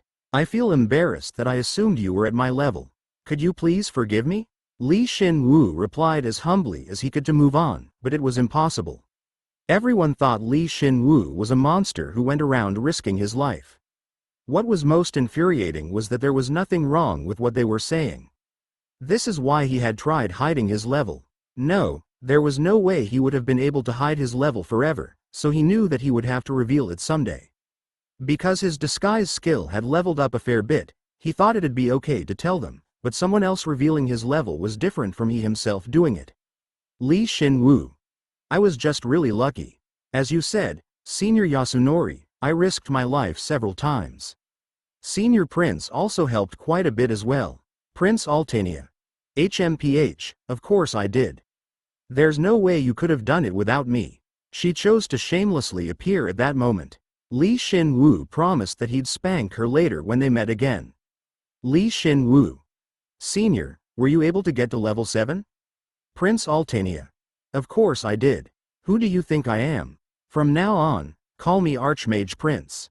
Kracia's no match for me now. Shin Woo. Of course, Archmage Prince. It seemed like she'd completely recovered from the damage she'd sustained from encountering the Archmage. Even though there was a part of her that was cocky, that cockiness allowed her to bounce back quickly. As expected, she was indeed a hero. Ethan Cruz. Anyhow, now, Lloyd, it might be time for us to take on one of the 12 generals. At that moment, the chatting channel froze. Only Shin Woo could tell what his true intentions were, and soon, the other heroes responded explosively. Lloyd HK. Are you sure, Senior? Ethan Cruz. Yeah, you reached level 7 just a little while ago, and both Prince and Shin Woo have become level 7, so. We still need to be careful, but we should go looking for one of the weak ones who doesn't have that many troops. Lloyd HK. Senior, I'd like to participate. Prince Altania. The 12 generals. I'd like to participate as well. Mentes Oren. Ethan, you. Ethan Cruz. Will you fight with us, Mentes? Mentes Oren. TCH. It wasn't a good development. Of course, Shin Woo also wanted to take down the 12 generals, but this was all part of Ethan's plan, so everything was taking a turn for the worst. Only he could tell exactly what Ethan was planning. Indeed, Ethan was definitely planning on harvesting them now. He'd already experienced this before, so he knew exactly what he was thinking. Shin Woo. I'd like to participate as well, Senior. I'll tell Kracia as well. Ethan Cruz. What a reassuring response. It'll be some time before we stand on the battlefield, as we still need to locate one of the 12 generals, but during that time, make sure you get used to your new level. However, Shin Woo didn't show any signs of him seeing through Ethan's plan and naturally accepted his request. At the same time, he lightly tapped Jin and said, the plan's changed. Let's change directions. I'll tell you where. What are we going to do there? I was going to start doing this after you got to level 7 too, but the circumstances have changed. The reddish-black goblin fire within his eye sockets shined dismally. He was originally going to avoid Ethan until he knew he could beat him, but he couldn't just eat out of the palm of his hand.